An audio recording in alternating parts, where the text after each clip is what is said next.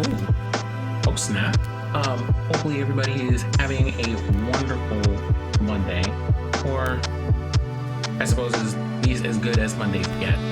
I am doing okay out here. I have a beverage, kind of one of those. There's a little bit of fading sunlight outside, and this weekend has been an eventful weekend. So my sister brought her cat. This cat is like midnight dark and is over here to my left. He has also recently been fixed, and so as you might expect with all of that going on, he's being a wild child out here. Didn't want to take his medicine, so I had to kind of fight to feed him this. This is the medicine he was supposed to take for the day. I'd let him out for a little bit of a walk around my room, trying to keep him from running up and down stairs because, of course, you know, things could rupture. We weren't trying to have those problems. And he promptly hid under my bed and would not come out, and so I had to take the entire bed and move it in order to go and pick him up and put him back and all this other stuff. I wrote my sister because that is who the cat belongs to, and told her, your baby boy is being an entire brat, and I just want you to know that it's been a whole day. It's been one whole day. So myself and this furry feline over here may or may not at some point need to throw hands. But that is a conversation we will save for a different day. How are y'all? How are the things? How was your weekend? It is for those of you who are here in the US with me, it is our 9th week of quarantine. I was on quarantine from like March the 13th to the 15th, so right around the Ides of March. We are in week 9 of quarantine. And in week 9 of quarantine, we are almost at the end of spring. So I hear laughter and friends over here. Greetings and salutations. How are you? Doing okay. So this is one of our lovely cast members, also known as which one are you being today is the question. Which one am I being? I don't have any. Oh, I mean, no, we're just gonna go ahead and talk about it. Which one are we being today? Well, seeing that I don't have any special bottles, it's buns. It's buns. Okay. I'm just checking. You know, we have some moments. Between the two. I don't think it's that much of a difference between the two. Listen. Okay, I'm not here to judge things. I'm just saying that there are situations. Hold on. We're gonna do a quick little sound thing up here. Just gonna see if a thing works. Everyone hold on for a moment. As a matter of fact, I'm just gonna put this screen up right quick. Everybody hold your eyes.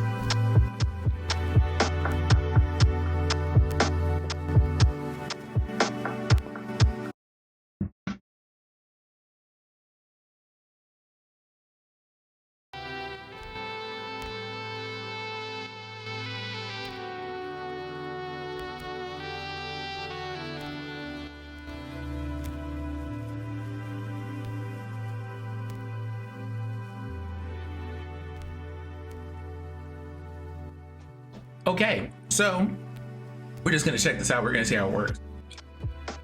Doing it. Also, you're out here talking and being all loud and extra. Me? Extra out here.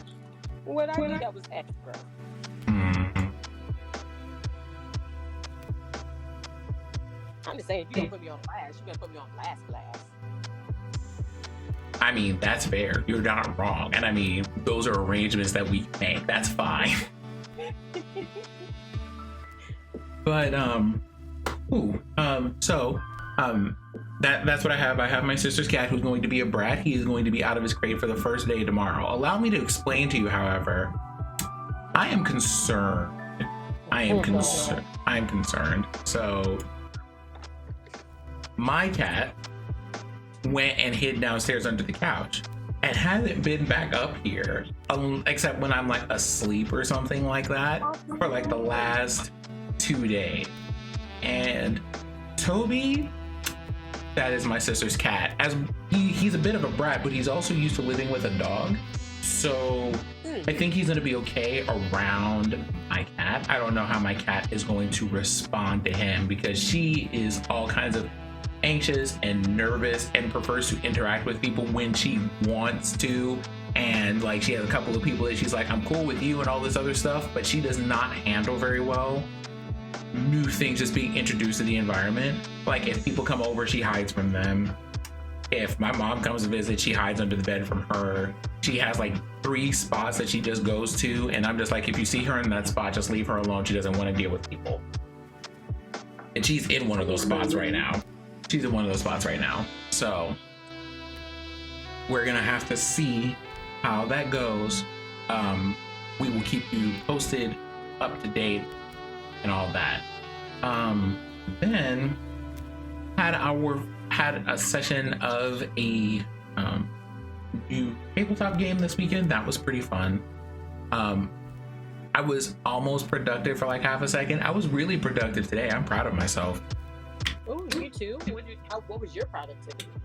I had some just content to like copyright for work, and I don't think people and on that note, I don't think people appreciate how difficult that stuff is. Like, it was one of those, take these 12 things but also write a detailed description for these things and make sure each of those descriptions are different enough from each other that it doesn't feel like you're copying and pasting the same thing in 3 different places, but it's for like 12 different things, and then I have to make a related survey question for each of those 12 different things and a related discussion board piece for each of those things. That all has to, it's like, y'all, I am exactly one person. Right, they're asking a lot. I'm exactly one person. 0.1 person. Like not a lot, but a lat. Like LAHT, a lat. Okay, so y'all, I'm gonna need y'all to chill out. I'm gonna need you to relax. I need you to find your seating and please be there. And then there's an alternate universe where you are a flight attendant and you are the best one. I mean, you're not wrong. I'm basically a flight attendant now if we're telling the truth about the situation. But I think this would be a really good time to talk about nonsense and shenanigans from last week. Ooh. But the good kind, because we're here to play Monster Prom. So, ta-da! Here's the thing. Last week, we got, 2 weeks ago, we got a surprise opening for one of our endings, and last week, we took that surprise and we ended up dating the narrator. We did it. We did. We dated the narrator. Like, that was a whole thing that we got to do. So, let me see if I can actually find it real quick. Put a thing right here. Hello. Okay, hold on. Here we go. So for those of you who are wondering, that is what happened last. We were successful. Now that being said, here's the thing. We kind of did the big thing that we came to Monster Prom to do. So now we have a couple of endings left to get. We have a particular one that we have been trying to capture forever, and every time it appears, we never get. We just never get it. The book? No, the Yaoi ending. Y'all listen, we want the Yaoi ending, okay? We have wants and we have needs, and I need to see Liam ship himself with Damien. Because we are already all of us are already doing it. He just needs to join. I mean, are you wrong? You are not. You are both accurate and correct.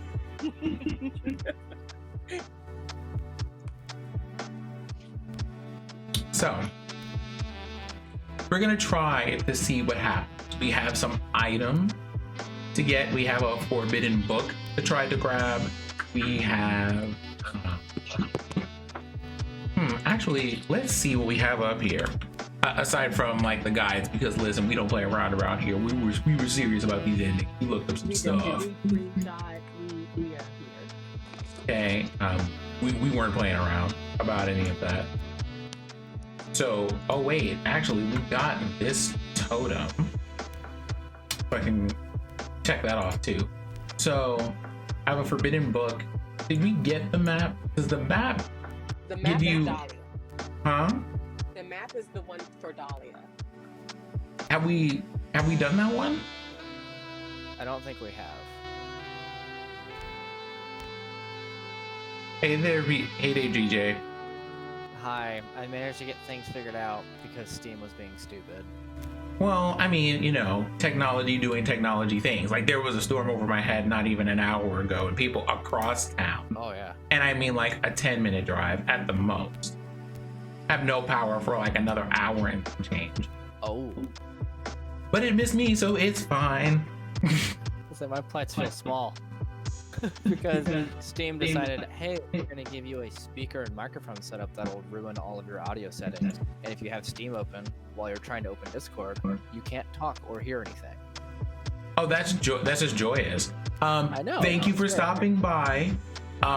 Go do the running thing and then come back and give us a report on whether it's still safe or not outside. It probably isn't, but give us a report anyway. You know what? Here, let me just dip back into this chat thing for half a second.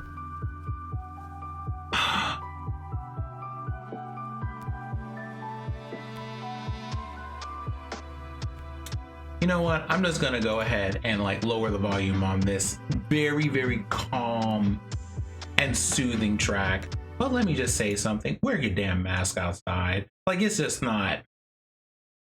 But wait, who isn't? Let me just go ahead and hit y'all with a couple of PSAs real quick. Just real quick. Real quick. Okay. let's just deal with some common objections here. Thing number one. Well, the information keeps on changing, so we don't know whether or not this information is accurate or that information is accurate, and we don't know if masks are helpful. Listen, it's not about.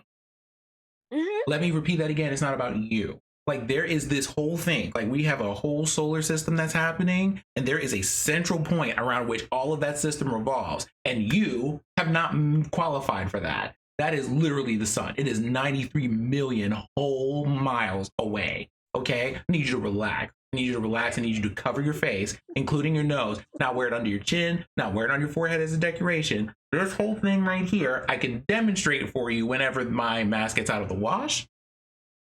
If you want, but wear the thing for other people, right? My mom is immune compromised, my sister's immune compromised, but even if neither of those things were the case, I know that other people exist who happen to be, and I'm not going to be a dick about these things. Just wear the thing. Here's the worst thing that is going to happen to you. You will be mildly inconvenienced. But my convenience, it's been mildly like that's literally the worst thing that'll happen to you. Half of the stuff that I have seen behind this mess, the things that I've seen behind this nonsense. Y'all out here punching people at Red Lobster because they asked you to step outside because you're like panicking about things. You're over here filming people who are asking you, please, for public safety, please wear a mask in the store and stay 6 feet away from people, and then getting mad when they ask you to leave. I need y'all to stop all of that. Stop all of that. No one is infringing on your freedoms or humanity.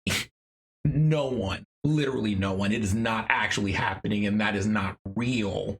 That has happened to people. That is currently happening to people. You want to know what you having a mask will not ever do? Is literally oppress you. It will not keep you from having a job. It will not keep you from having housing. It will not keep you from owning land. It will not keep you from, it will not ever land you in a situation where you get pulled over and people are just like, you look really scary in that mask you were wearing for public safety, so I guess we're gonna have ourselves a little murder out here on the street. Like, that's never gonna happen. Never gonna happen while you are wearing a mask for public safety. That's what actual oppression looks like, right? Not being like, hey, I know that this might not be your favorite facial accessory or the thing that you were going to match up with the dress or the pants that you were wearing today, but for the sake of other people who may or may not get ill, considering on a personal level, I have lost family members behind all of this stuff. Please just wear them.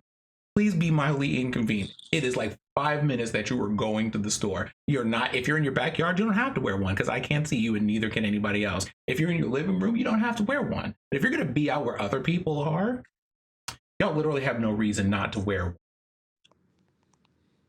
You don't, and you literally cannot convince me otherwise. But Sin, why would I wear a mask? There's nothing wrong with it. It's just as bad as a mild cold. It's the human, like, and oh my God, my favorite arguments about this one. My favorite ones about this one. Y'all, it's like literally pollen outside. Masks are saving your life, okay? But the other thing is, behind this, with people being like, masks are dehumanizing. They're dehumanizing. Like, the people that you're saying this about, you don't even talk to. If we're being real about it. And also, you want to know what's dehumanizing is you voting about people not being able to have a wedding cake because they are gender non-conforming. Okay, that's dehumanizing. Please stop coming for my soul. Right. And there are a couple of things. There are like 5 whole things in life maybe that I'm going to be this passionate about, but I refuse to take my foot off your neck because y'all are endangering people for no good reason.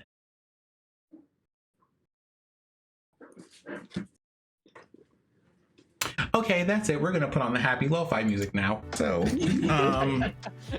Oh, you mean lo-fi beats to study and or prom monsters too? I love this. So today, in the middle of our monster prom goodness, we're just gonna go for RNG endings because the original goal, right, was to date the narrator and get all the endings. Well, I thought I had to get all the endings to date the narrator. I did not. Apparently, like the game just went, you know what? You've been a real good boy. Here.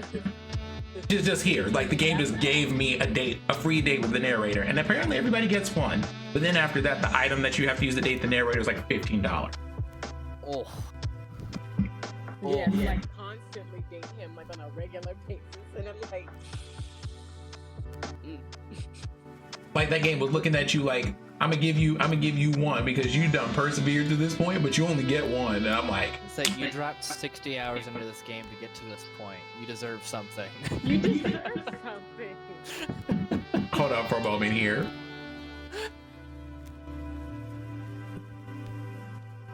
But then they were just like, but that's it, you only get one. After that, we're cutting you off. Right? So these are some of the people that we've dated before, and you want to know what? There might be a surprise related to this coming up next month because there are some things. I mean, for those of you who have forgotten, because time blindness is real around these times where you kind of spend all your time in the house, it is almost June. You shush your mouth. It's almost June. Like summer is upon us in like 30.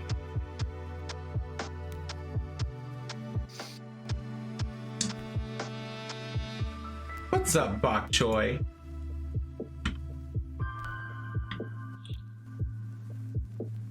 How are the things and the stuff and such? Is it wait, hold on. Is it daytime for you right now? I think you're what, like 12 hours ahead of me, so it should be morning for you. Oof. Good morning. Oh. So good morning. Good morning. I don't have tea today.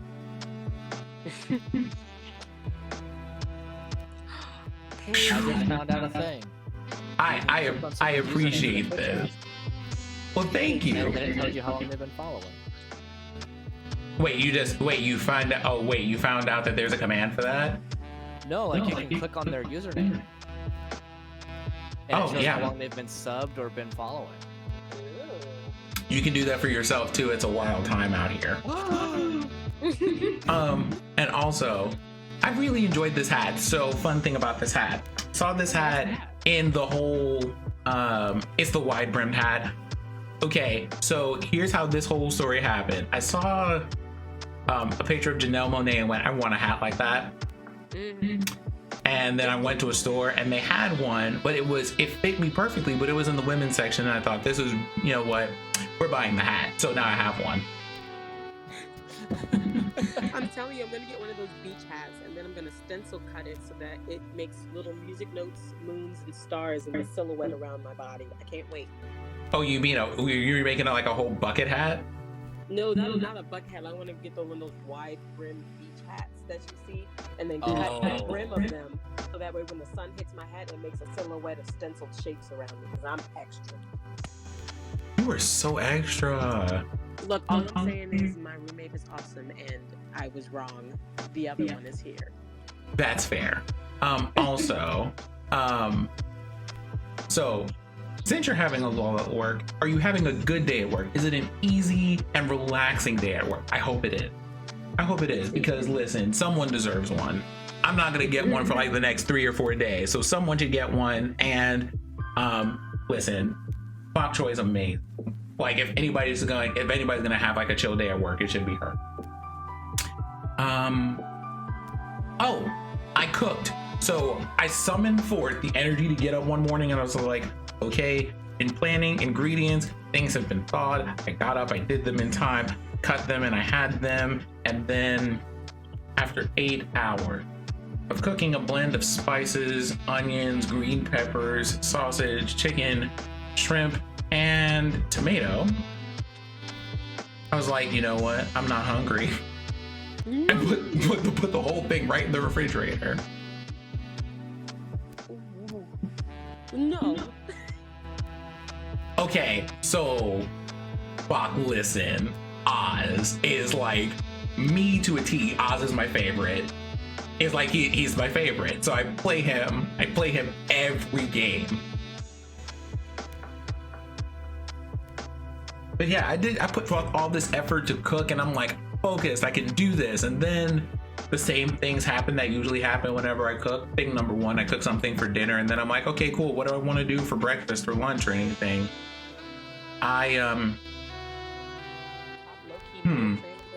You know, I have not made these considerations. So that becomes an issue. Then after not having done that, and then I'm like, okay, cool, I'm gonna have these things, and then, you know, like have something for lunch, and then by the time dinner comes around, I'm like, I'm not hungry, so I'm still not eating this thing. It took me 8 hours to make.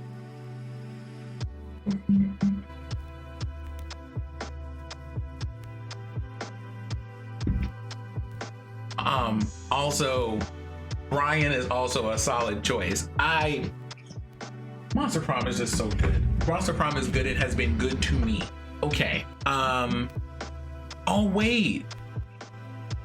I think this is the first time that I've been able to show this to Bok, unless you caught it on Instagram stories. I have a standing desk and things. It was one of the first things I ordered after my job was like, hey, you have to work at home, and you're going to be working home for the foreseeable from home for the foreseeable future. So I remember, like, so long ago, I was just like, hey, where you get the standing desk from? And you sent me like a whole link to go, what's up, noob? Went to go show, like, do me a thing, where you sent me a link and was like, here, you should just go and like hook yourself up with the goodness right there and get yourself a desk. So I finally got one.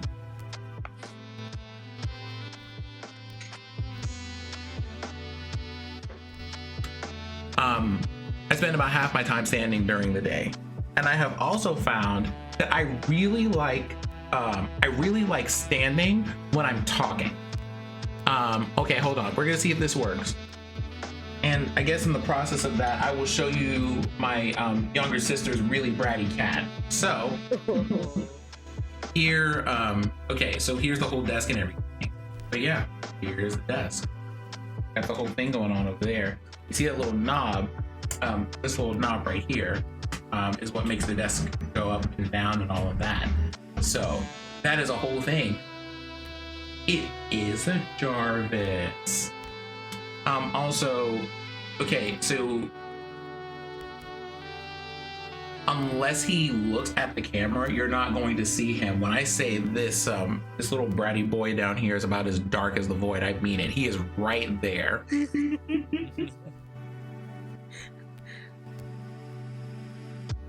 He doesn't like me right now because I made him take his medicine today. Aww. Listen, okay, he got fixed. They were just like, you have to give him this medicine for 2 days. So that's gonna be Zicky in a little bit. He not gonna like me. But yes, it is a Jarvis. I got it from Fully. And they had some attachments and some stuff, and I'm just like, you know what, we're just gonna have to splurge because I only have to buy this thing once. I'm gonna hate it if I have to ever move this thing out of this house. But it's a good desk. I'm happy about it.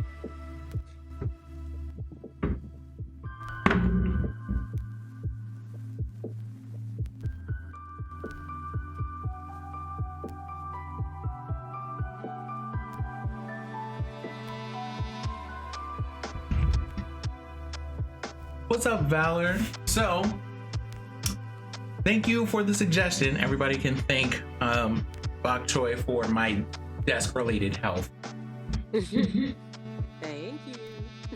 And we are going to wind down these rather chill tunes, and I am going to boot up that which is the game of the day, of the hour, of the evening.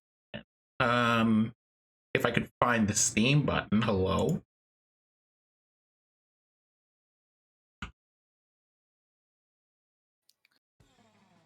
You know, at some point I should think of a random thing where we get to vote on. Oh, this will not do.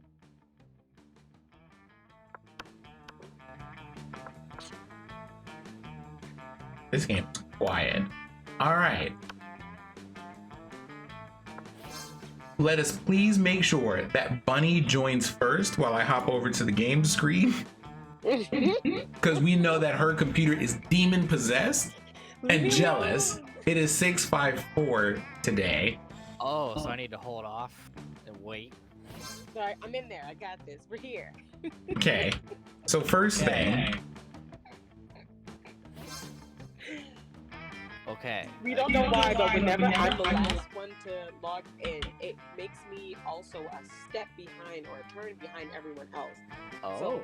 So everyone will go through the turns and then it'll be my turn. And whatever you got the turn before is what I get. So if you got charmed, then that's what I'll get instead of getting creativity with.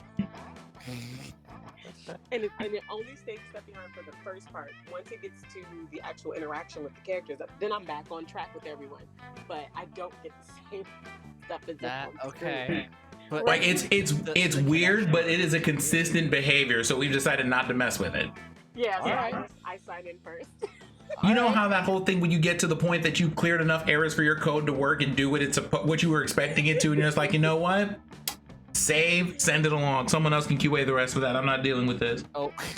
It's like when you see a cabinet and the dishes are about to hit, or like leaning against the door, and you go, that sure do look like someone else's problem.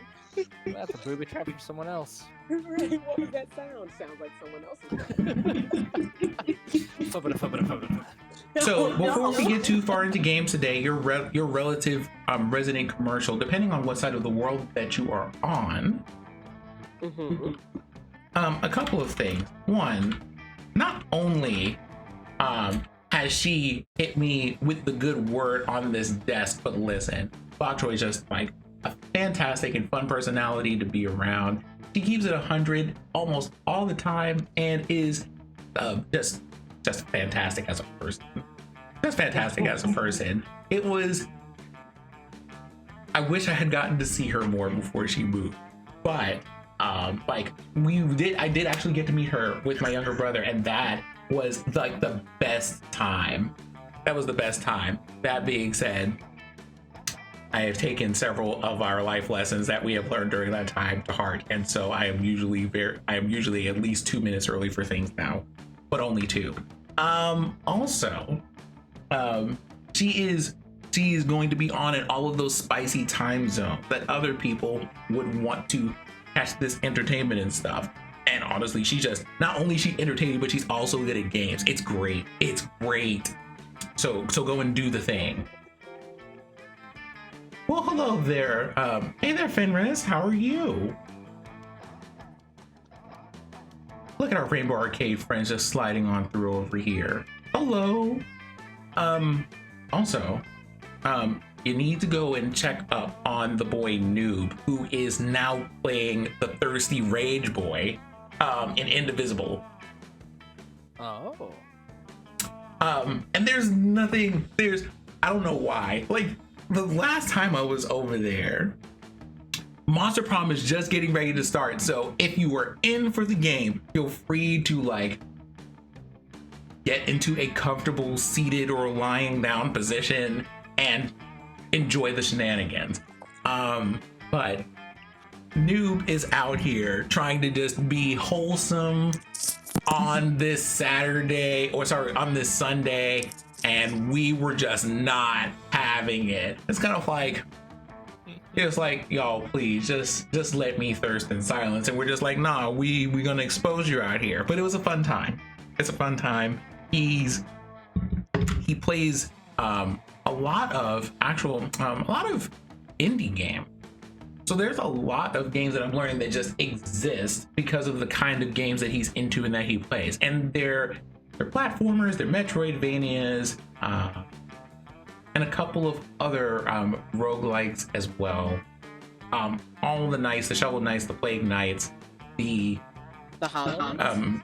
Actually, yes, the Hollow Knights. He also does those. As a matter of fact, he has a whole series of tutorials on those. I mean, so if y'all want the good I just started the game and I'm already like, oh, hey, this will be fun. And then my roommate came in like, you fool, do you know what you've begun? And I'm like, you don't. Okay, so a couple of things. If you want the good word on some stuff, if you're getting stuck on some things, if you want to know what to look for, find this man on YouTube and go follow those videos and get your education. Get your education. It's a beautiful looking game, and I really want to play, but I'm also the game is straight up a me, right? Well, so I've played the game, I haven't finished it, and at some point I'm going to have to do that on the stream. But like, Hollow Knight is a wonderful game. It's a lot of fun, really challenging, but a lot of fun. It was my introduction to. I didn't understand what the Metroidvania genre was. I didn't understand that term until I started playing that game. Okay, gotcha. Which is, hey, have you played Castlevania or have you played Metroid? That.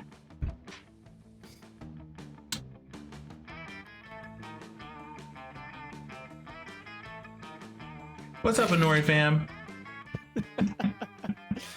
Oh. Okay, I promise. I said I keep saying one last thing, but then y'all keep bringing things up and I have to talk about them.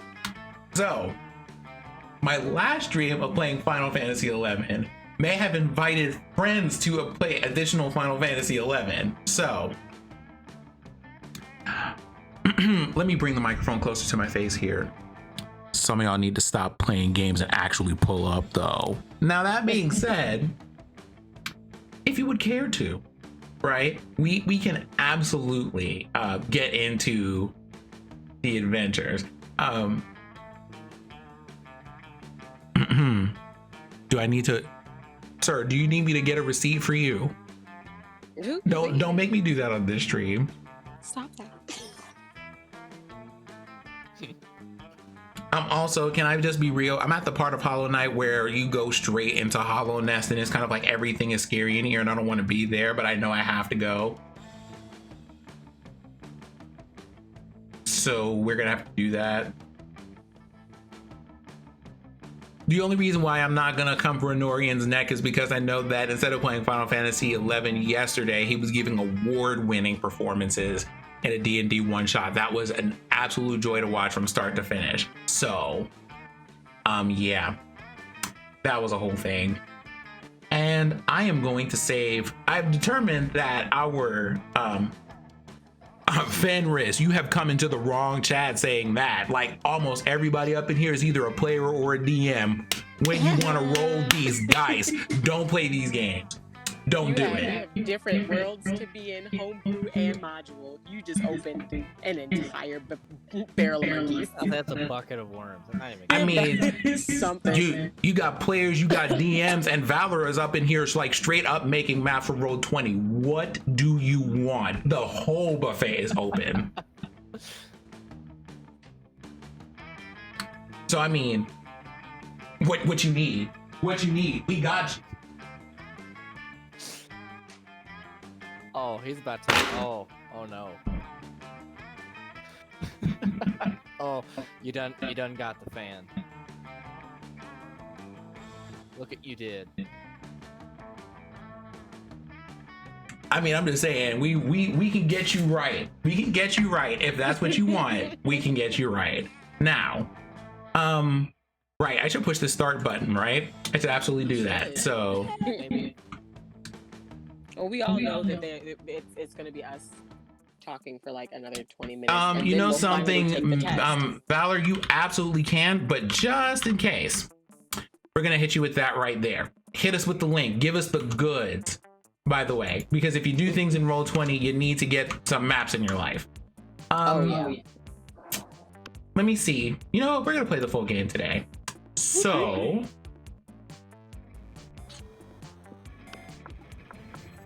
I'm out here being Oz.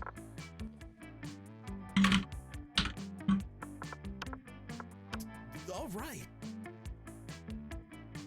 Oh.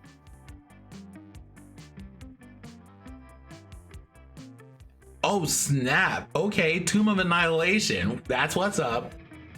I played through a little bit of Tomb of Annihilation. Yay. Two people straight up got cornered by the UNT in the first settlement that you run into, and that was kind of fun.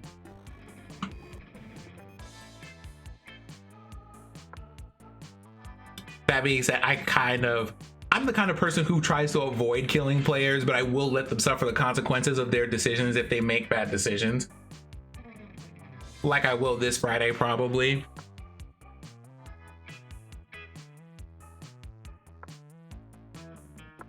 Zyba, What's up? I want to talk about that. I want to talk about that extra punctuation you got over there. Maybe I wanted to seem like everybody's flirting with me today. Maybe I just want some attention. You don't know my life. I mean, if you want attention, you could. You know what? I'm gonna keep it quiet. I'm gonna keep it quiet. I'm not gonna say it today. God, the hot mess. It's not hot, it's scalding. I mean, are you wrong? You are not wrong. You are absolutely not incorrect. I'm going back to being the RNG hunter. Whatever is in the store is who I'm going for. Oh boy. So who knows? Who knows? Well, let's see what's happening with this here pop quiz. I am going to go for creativity just in case we get that story. But Right. let's have a little bit of talk. Let's have a little bit of talk here. So, a lot of the items that we have, we're kind of waiting for RNG for items to just appear in the store and buy them. But one of the items is a set of mind control glasses. You can only get mind control glasses if you open up the gift that keeps on giving, and it gives you the book. The mind. It doesn't. So, So it's like RNG in additional RNG. It's There's ridiculous. a lot of endings you can only get. Like we technically didn't finish the shitter ending when we got that. Because so we didn't have weird, time. I need to go buy that gift. Yeah, I mean people. No, I mean, yeah, it costs I will follow $0. It's just the thing is the amount of other things you could get with it are just like, is this life that I want though? Yeah. Or you can do like Sim did when we did the narrator and get the salad bowl. It's like the game wanted you to succeed. Oh, okay. The game wanted him to succeed. It gave him the salad bowl on top of getting the narrator. And the salad bowl. Of coal. The salad bowl is you get plus plus a whole bunch to every stat except for money. Except for money. You end up with like +7 to stuff, I think. Wow, that's amazing. He had a 26 of something. It was ridiculous. That's impressive. It was unnecessary, but impressive. Potat. But I still didn't get the related achievements for having plus 20 in like 4 different stats, so. What? Because it knew you got it from the gift. Oh, you have to earn it. How? You have to earn it. How? By probably just going and getting extras from people all the time. Here's my controller. Like winning From every the- net check. Yeah. You just gotta be cool.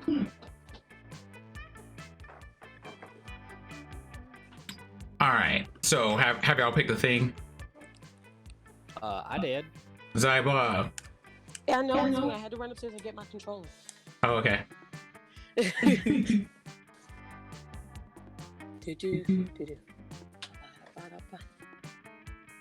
I want little ducats. Last time you heard someone say ducats, right? First. That's the first time you ever heard somebody say ducats? Besides the guy I knew in high school whose last name was Duckett. Oh. Oh, cutie kid, thank you.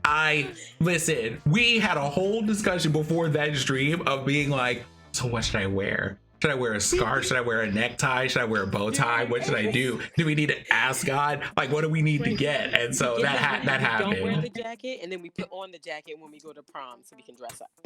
And so I like had to step off screen and come back and hit y'all with the razzle dazzle over there. Every time someone says hit him with the old razzle dazzle, I see that picture of the baby platypus with its leggings.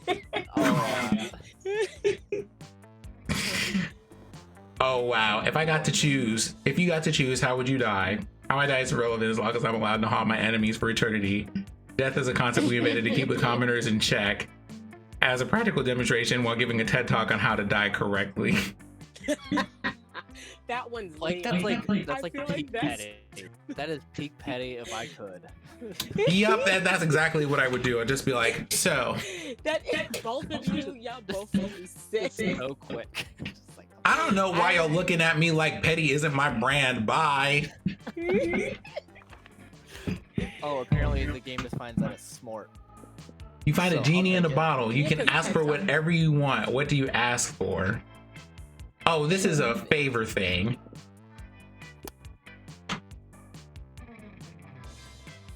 I'm going for his friendship. I'm not gonna lie. I feel like that one's Scott or Zoe. Buck, get out of here. What would you ask her if you find a genie in a bottle? Christina Aguilera. Oh, I spit out my drink. Look what you done did.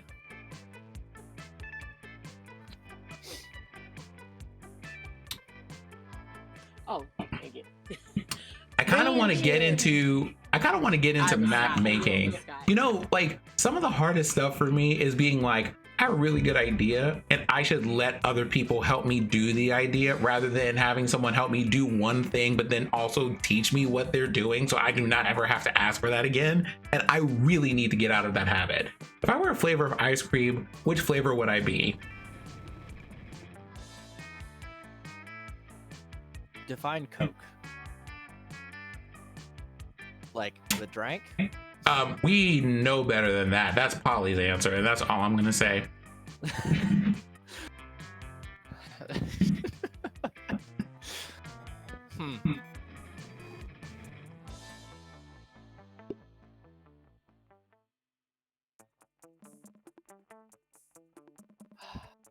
What is this one?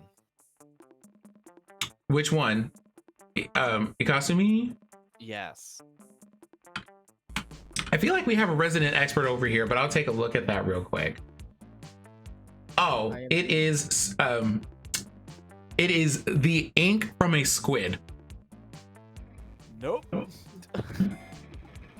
Best case scenario, spicy chocolate.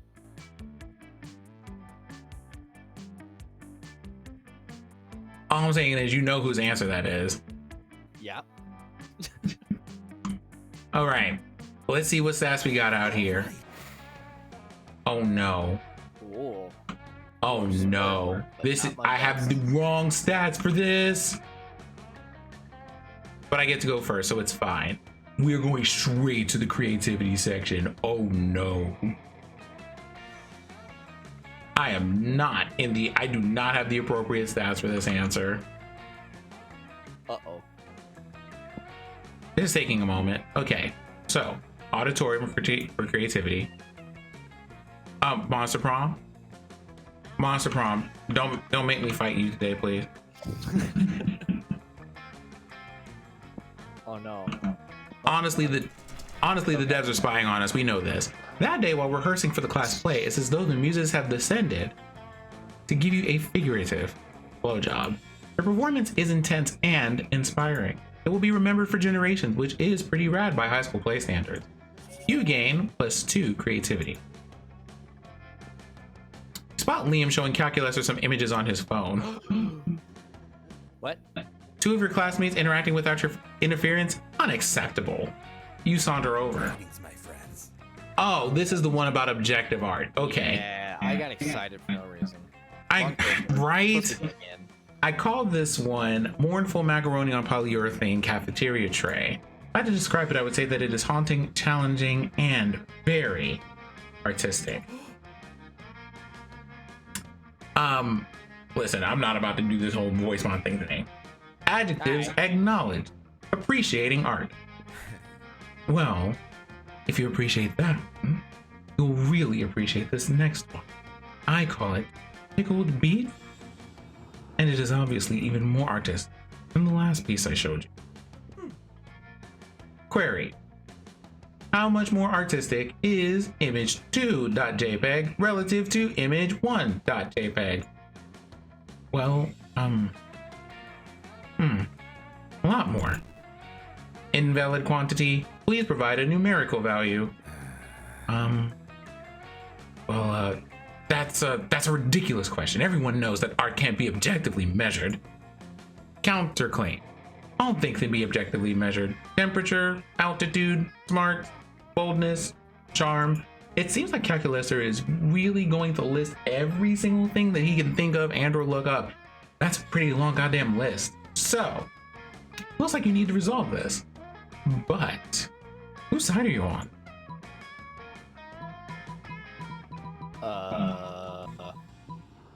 Is it just me, or does everything the narrator says now have a little bit extra sass to it after dating him?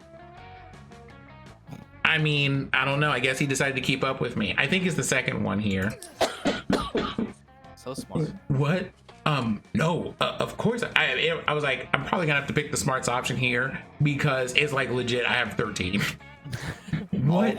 Yeah, it's What? smart, No, but of course I've read that book. I was the first one who read it. I read it 100 times. 100, which is an objective number. Just like art is objective. Hey, I gotta go real quick. Not to the library to go read that book or anything, just to space. I have to go to space for a concert on an asteroid that you're not hip enough to know about. I think they bought it. Think about it. Wow, you truly know a lot about measuring things. Allow me to show my admiration by measuring you. Knowledge of measuring things, 9.6. Air. Hex code 000 000. Attractiveness. Error, stack overflow, subject is too hot, processor overheating. You rush calculators to the cafeteria's meat locker to cool him down, which gives you an opportunity to spend some quality time together. You gain +2 charm and +1 fun. Stop giving me charm! Jesus No. Christ. Charm. Charm. I think I'm gonna round out my character. Be bold.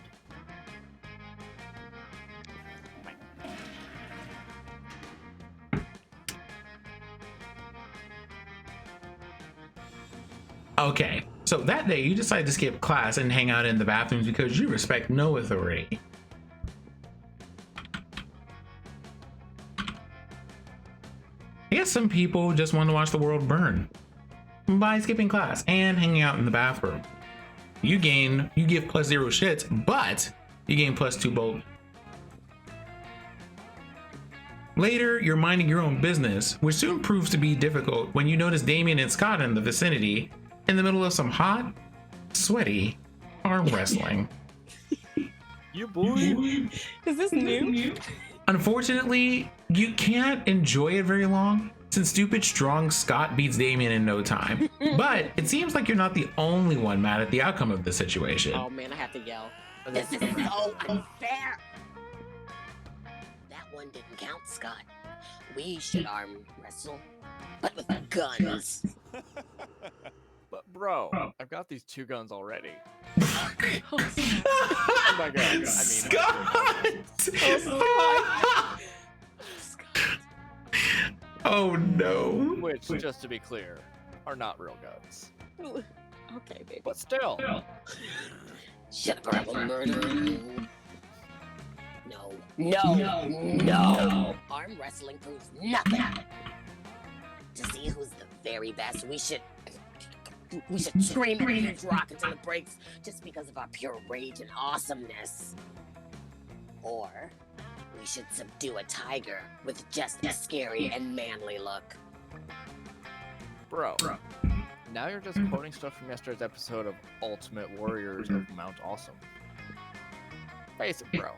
I'm the Ultimate Warrior. No! Arm wrestling doesn't mean shit. Hey, noob. Hey, you. Okay, I am. Pantemi. Okay, just making sure I was gonna say it right. Okay. Hey, you, Pantemi. Not because arm wrestling isn't going away, but I've just decided you should settle this tie by proposing a way to decide who the real Ultimate Warrior is around here. Is this the sun punching thing? It is. Wait, is what? This is the sun punching thing. Oh god. Okay, hold on. Okay, So we have a secret ending. Now we've done the secret ending, but like here's the thing. We can't just have you not do it. Like the RNGesus has spoken. Like we have to do it now. Yeah. Okay. I have no. Ooh, I don't think you can do this. I have no boldness. Oh shit. Like you have And the 5 first one boldness, is but you have charm. 7 charm, and that's the problem. If you Yeah, the first give one is the charm. if you give the charm option, it kills this ending. If I do the second one, does it also kill this ending? Yeah, but you get it wrong. Like he'll try to go through it, and then I think he fails, and he's mad at you. That sounds right. Yeah. All right, so what do we want to do here? Well, hope for future RNG and get. I mean, yeah, we're gonna get it. You know, this game throws RNGs at us like crazy. Yeah, so I'm hoping for better stats. So Okay. This is like when we have to say goodbye to the Yaoi ending. Charm. Whoa, bro! What a sweet coincidence. I am the goodest of the good boys. I'm gonna win in no time. But only if you order me to win. Wink. Scott. Let's kill this love. See, she knows. Okay. Scott, this idiot is trying to fool us into doing all kinds of menial tasks for her. Oh, no. Wait. You're trying to fool me into not doing the things so you can become the ultimate warrior of Mount Awesome. Oh, Damien, you smart genius. While you waste your time trying to fool me into thinking Pentemi is trying to fool me, I'll be starting the first task, doing Pentemi's laundry. See you later, or don't, in case I can't see you when I'm really, really high on the top of Mount Awesome. I mean, gang has nothing to do with Mount Awesome. I mean, can we not? Girl, like, listen, don't get me banned, please. Bye, bro. Yeah, okay, fine, fuck it, give me the stupid list. Do failing Pantemi's science? Sure. I hope you like your homework extra hot. Promise. See ya. Well, fooling your friends and potential love prospects into doing the shit you don't want to do is far from right, but look on the bright side. Now you have more spare time to try to romance them.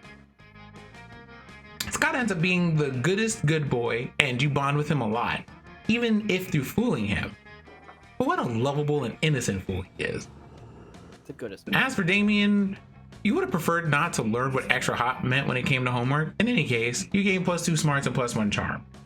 But what does it mean? It means your homework is on fire. Yeah. Adam Okay, Bomb, you so- came just in time to see your boy on the screen because, I mean, Scott was out here. Being the goodest boy. Alright, so for me, I think I'm pretty averaged out right now, weirdly enough. Wow. Okay, Huh. Chad, I will have you choose where I go. Because Pick a I number have 1 through 6. Yeah, seriously.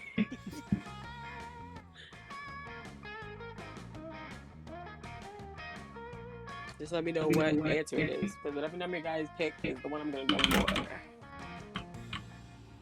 So wait, what are you trying to do?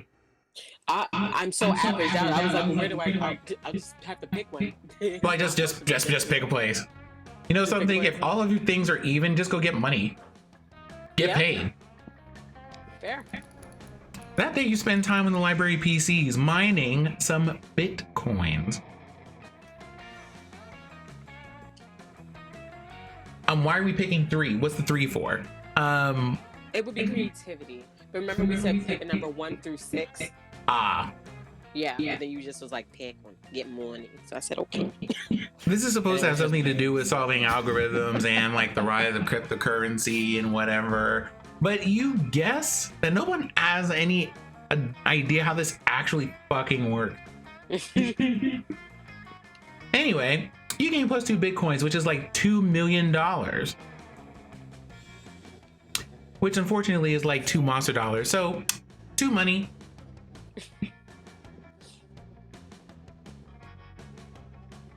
We're doing okay out here, Adam. Thank you so much for asking. How is your Monday?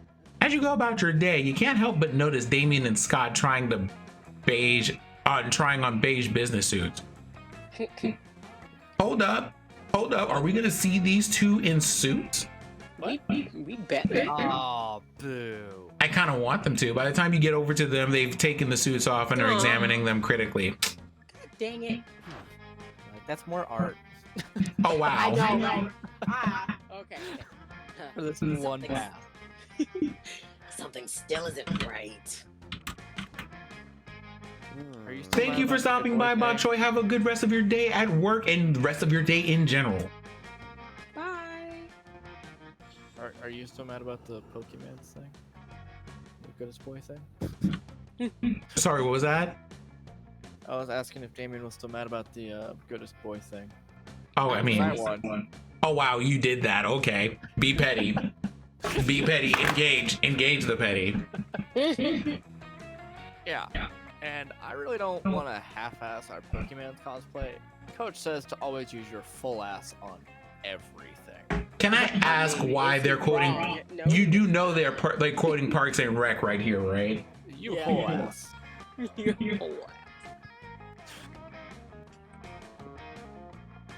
I'm with you, man. Nobody gives more of a shit about Classic Pocket Humans video game than me.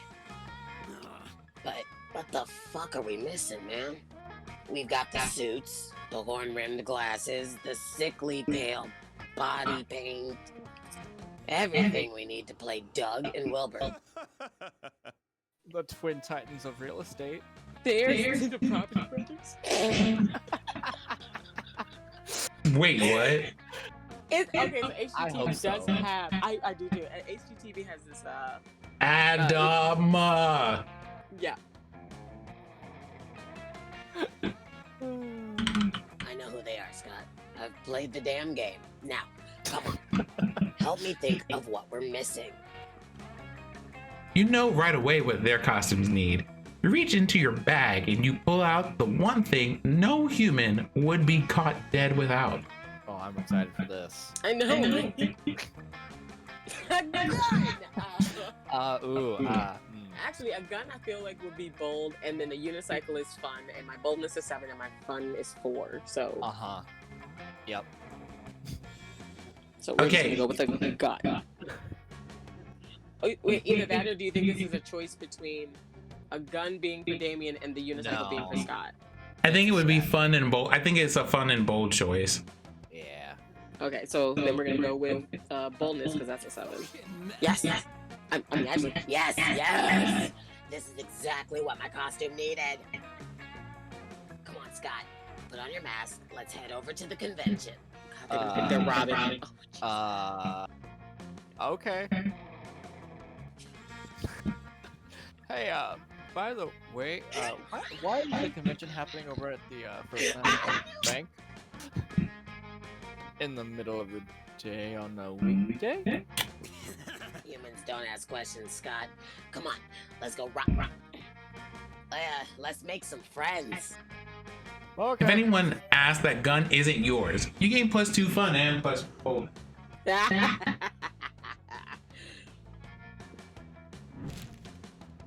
Let's trade places. Now, I needed to just make an adjustment back here because I brought my materials and spell components for leveling up my beverages upstairs. Because I'm unsure about whether or not you should All right. hold on for a moment here. Okay. I need to look up a thing. Am I the only one who just wants to hit the directional button to see if we go off screen again? What? When I miss things. Oh, so when we did the narrator, his table is through that hallway near the vending machine. Oh, That's it. okay. So and the way you did it was you hit the directional button over there. Oh. And it's like, oh, I just want to click it and see if Just in it case. still works. What if you still go over there? Like, It's just an empty desk, like, nah, yeah, like if it's empty, then it's just empty. But the fact that it's still an option to pop over there is super cool.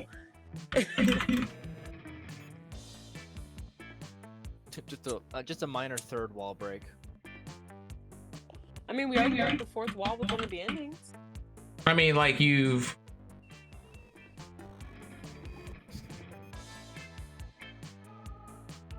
I will say, like basically speaking, right? I was going to ask a question about whether or not I should put Southern Comfort in the freezer. Like you mean just to cool it down? No, like just as a general note for storage.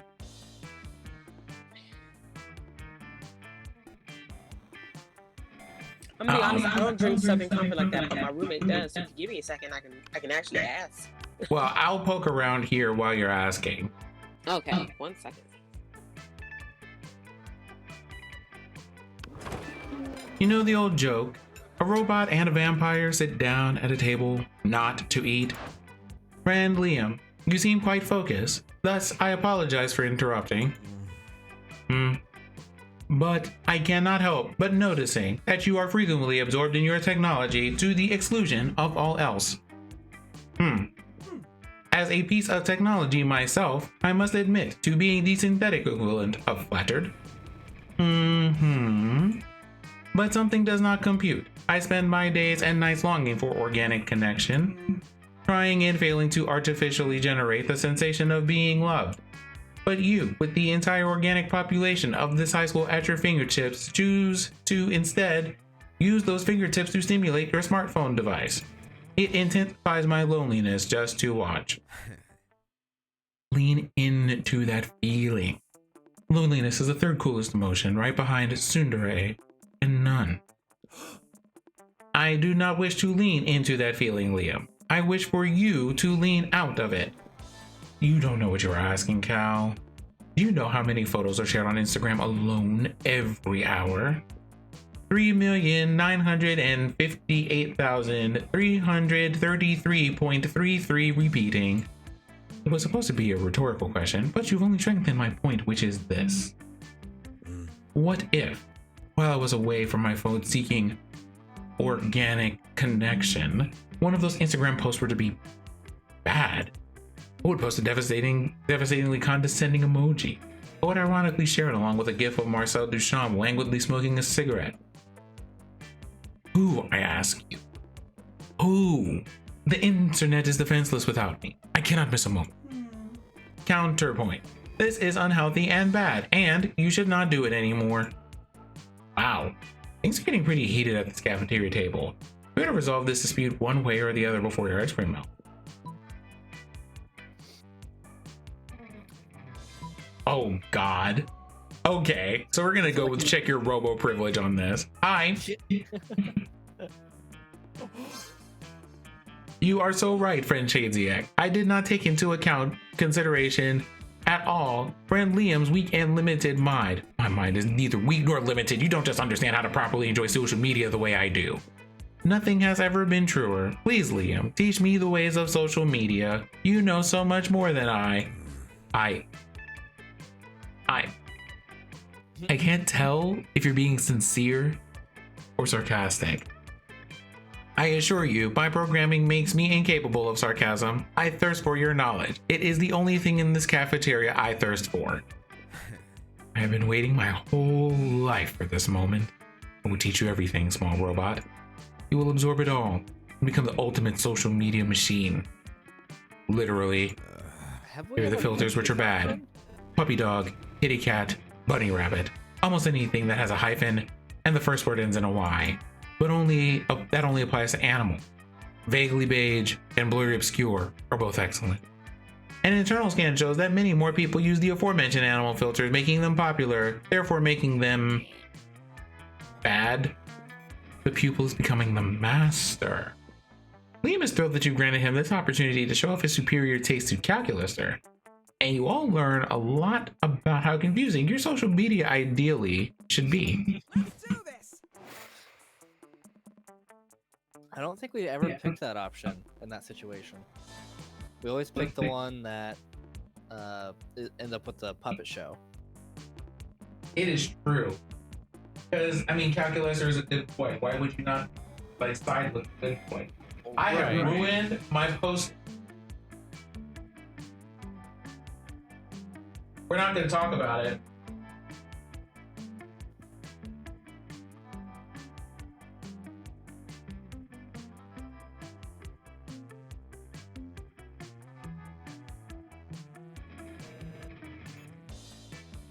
Zyba. They are not here. Why are they not They're here? muted. Huh? Or if they are muted.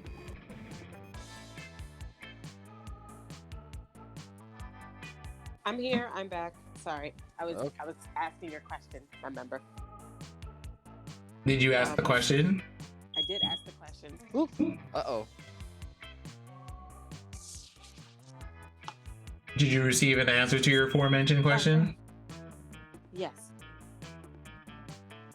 Sorry, the fire alarm. Okay. I have to mute you guys.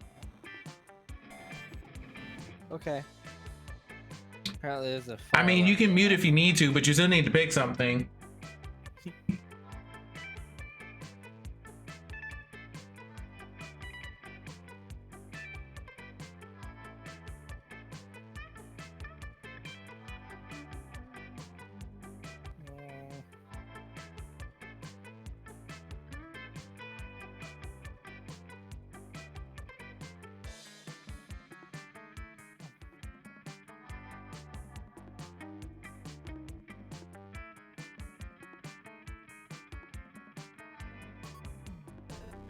Zyba.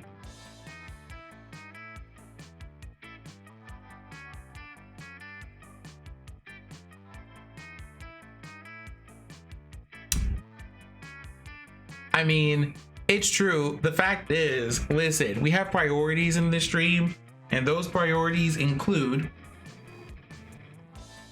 Make- Sorry, my house is on fire. Okay. I mean, that's cool and all. I understand that your house is on fire because Damien is visiting you in your dreams, but I also need you to make a decision but no. today. No, I have $9. I should have it. Hey, stranger.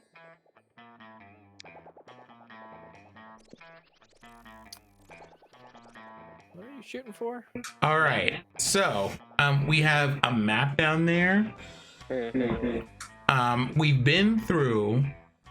We have the polyamory ending up on the table. We have the police report, but we've done that one before. Did you get all the way through the one with Dahlia? Have we been? I don't think we have. At least not when I've been here. I'll do Dahlia. And I'm being nice and being good, but I know the reason that I can't do this because it's been done already. I mean, do you want to do it anyway? No, I'm adding to what we.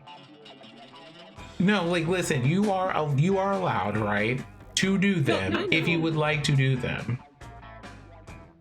You know what? I'm going to save when I'm able to because I have Monster Prom on the Switch now.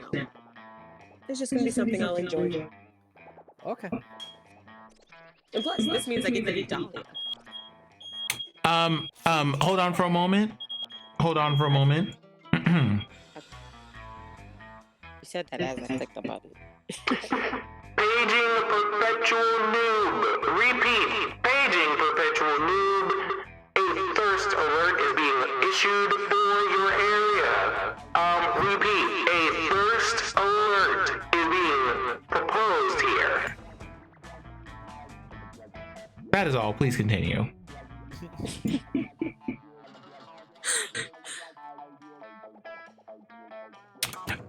So Cutie Kit, I can tell you that the bottle has collected some frost on it, but the thing won't freeze. It was more of a question of, is that the best way to store it rather than like, can you? If you put Soko won't freeze. It has too high a level of alcohol content for it to freeze completely. Bunny, was there somewhere you didn't want me to go? Oh no, you're good. You made a noise when I moved my mouse around, and I was very afraid. Oh no, I'm sorry. That wasn't for you. That was Okay. the vendetta that's happening against the fire detector and the.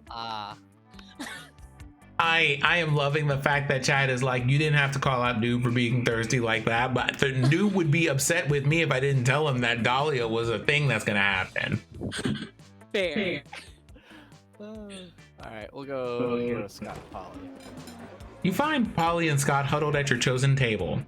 If these two are together, it can only mean one thing. Oh my gosh, prank masters. I hereby call this meeting of the Prank Masters to order. Prankmaster Howell, present and accounted for. Chairman Geist, all dressed up and ready to prank. Hey, how come you get to be chairman? Well, which one of us can throw chairs around the room with our ghost powers? Well, I don't have ghost powers, so... Ooh, I got it. You, I get it. Chair, man, but... No time to argue, Scott. We've got to come up with a baller food prank before the end of lunch. Oh, yeah. Okay, well, what if we ate all our food like a good boy? Is that a prank? No, Scott. For the last time, that's not a prank. And I don't eat. But I'm having trouble coming up with another idea. Anybody else? You've been waiting all your life for an opportunity like this. You propose the ultimate food prank. What nonsense are y'all doing? Chairs.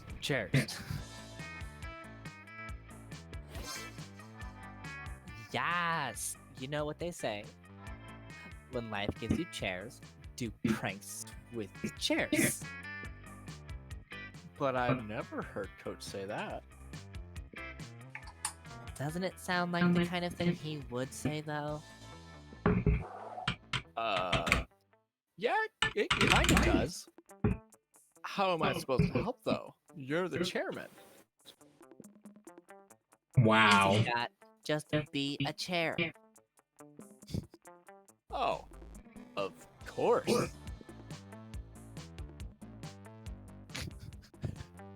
Scott twists himself into an uncomfortable looking shape. He seems happy though. I'm good, boy. Like this? Exactly like that. Now up you go. Whee! Does this make me a chairman? Sure. Totally. Chairman.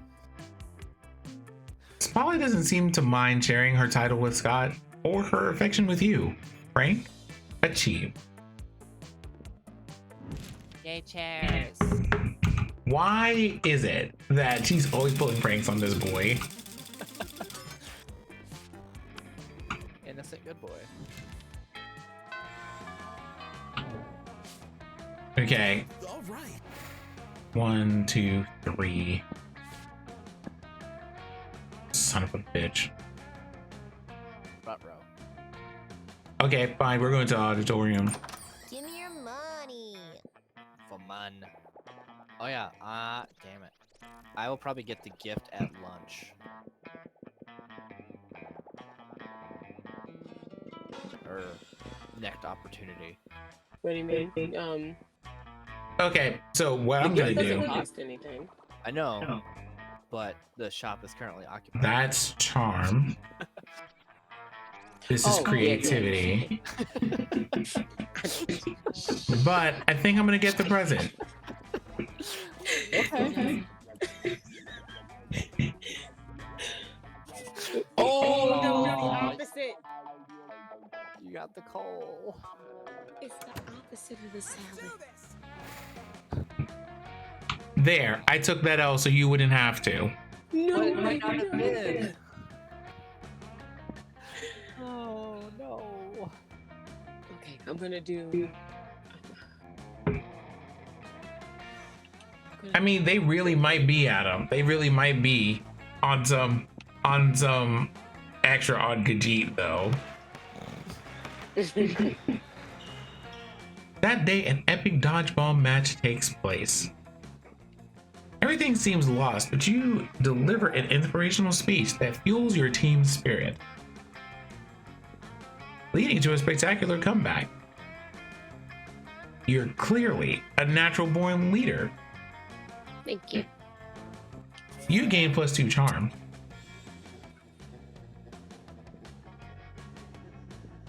Later, you, Polly, and Damien are practicing battling, which is stealing bats and hiding them in people's lockers. But all that well-intentioned fun and games is interrupted by a blinding flash of light. There you are. Exactly the monsters we wanted to see. Well needed, not wanted. What? These guys again? They never want to do anything fun. We're not trying to ruin your fun. We're just trying to save your world. Vertica is planning an attack.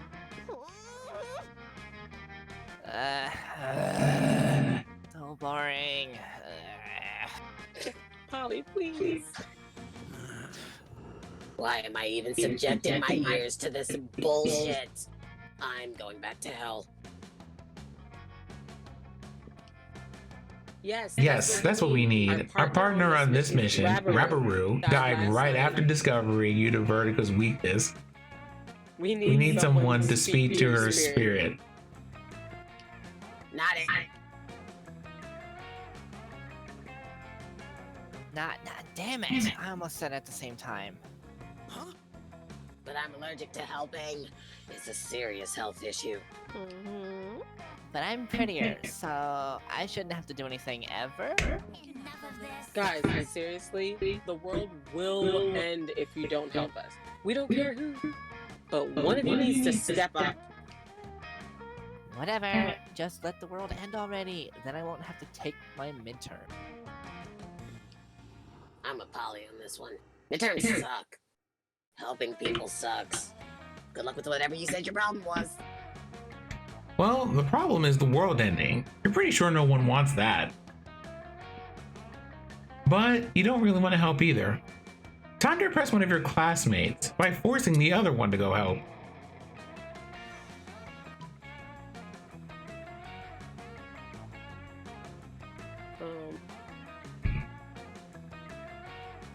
Are you scared? I think it's the top one because that's going to be, it's probably going to be boldness over here. Yeah. Maybe. Yourself, Or do you think it's just a pick one or the other? So I think these are always stat checks, so I don't know if we've had one of these that's like lunch. Okay. I'm gonna go. And we were saying that calling spicy little red baby is bold. Yeah. I the think second one is so. fun. I am not a spicy red baby. I am a spicy red adult. By the way, that's the thing that Hope calls him. Spicy red adult. Spicy red baby. I'm just busy, okay? I've got way too much to do without worrying about whatever lame thing you're talking about. The end of the world. What we're talking about is the end of the world. What is wrong with you people? I feel like this is us talking about Corona. I'm busy. Bye. Damn. Well, if the world ends, I can't really beat the shit out of people. Or set things on fire. You win this round, Polly. Can we talk about a couple of things here? Can we just talk about a couple of things here? I feel like we've played enough Monster Prom, and most of the people here have been a part of our audience for several episodes of this now, so we can talk real talk about this. Damien, you are not only an aspiring hairstylist,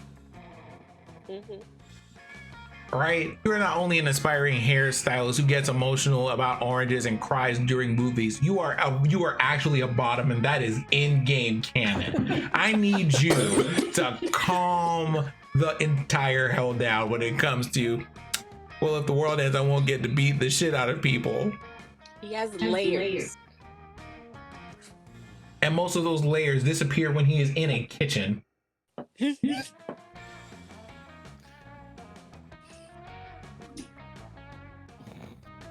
still doesn't look super thrilled about it, but he bounces down to the underworld to search for the Coven's lost ally. After a while, he returns. Found your pal. Says Univertica's allergic to penicillin. Hope that helps. Because it took a full 20 minutes out of my day. That sucks. Penicillin. Of course, we should have known. You should have known. Thank you for this, Damien. You have saved the world. Truly, you are a hero. Yeah, sure, whatever. Bounce off so I can get back to rating butts on this butt rating app I just downloaded. Bye. Truly, You are the worst. Here's hoping the universe stays safe a while longer, so we don't have to deal with you all again. In a flash of light, the Coven is gone, leaving you, Damien, and Polly in peace to not worry about all that stupid world-saving stuff. Yeah. Awesome, boo. Hey, Zyba, thanks for covering for me. That was pretty spicy yourself. Hell yeah, it was. The important thing is that you impressed Polly, but also the world didn't end, which is pretty cool too, I guess. You gained +2 boldness and +1 charm. And this game really wants all of us to be charming. Let's go. It does not, otherwise it wouldn't have given me coal. I recant my previous statement. At least it wasn't like round one, Oh, or at least it wasn't like you know, like I got it like second to the last round, and so I had no shot. So you still have a chance? Question mark? Question mark. Maybe? Question mark? Let's be bold. That day you skip class and just hang out in the bathrooms because you respect no authority. On the way there, you run into Mamimi the Oni girl. She offers you some of her weird Japanese energy drink. You take a sip. It tastes crazy as hell. You need to check the contents of this shit. Guarana seed extract, benzoic acid, 50 milligrams of caffeine, and 100 milligrams of boldness? What? Well, it wasn't all bad. You eat plus 2 boldness. Thank Mamimi and proceed to the bathrooms.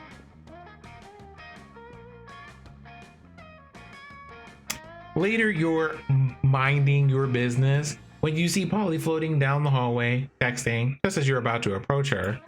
Not cool. There you are, Polly. I've been following a scent.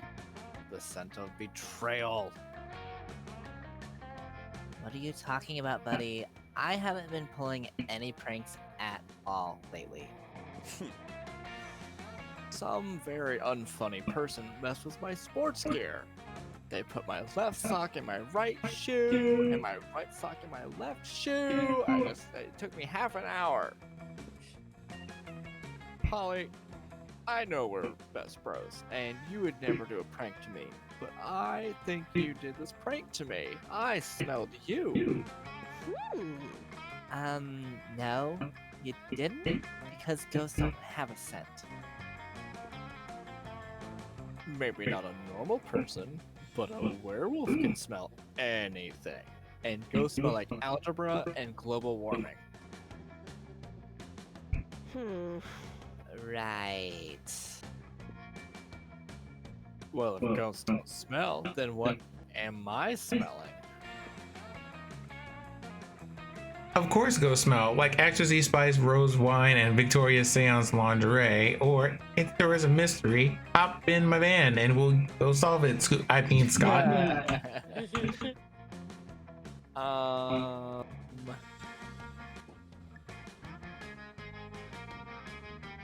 I'm gonna pick the first one. It was charmed. Charm. Oh my gosh, yes. My favorite. Thanks. Then it was you. Scott, do you have any idea how many ghosts in the school wear Victoria's Seance? It's the ultimate lingerie boutique. What? So you're saying it could have been any ghost? I see what they did there. Instead of anybody. Yep. Pretty much. But you know what? I would be happy to use my rose wine smelling lingerie scented skill set to help you crack the case. Cause I'm a bro. Thanks, Polly. You're a good friend. As they walk away, arm in arm, Paula looks over her shoulder and mouths to you, "It was totally me."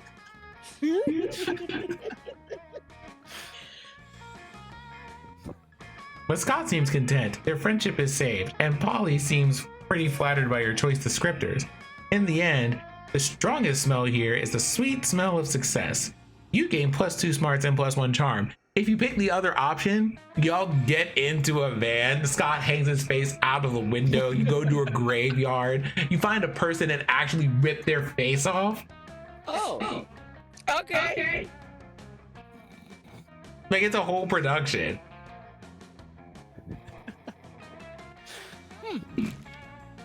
is there art of all of that? You know what? I don't even need to take a picture for this. No? Oh wait, I did. My bad. Us, you fool. Nothing's better after a hard week of paying zero attention at school than blowing off steam by blowing things up. You, Liam, Damien, Polly, Zyba, and Pantemi are having an awesome time drinking and causing destruction of personal property when suddenly everything goes black. You wake up an unspecified amount of time later in the darkness, hazy and chained. Dude, am I tripping really hard, or are we chained up in a well or something? From somewhere far above, you can hear the shrieking cackles of the Slayer. Yes, you are. And the well is being filled with water, and soon you will drown. Guess you should be more careful when accepting drinks from strangers.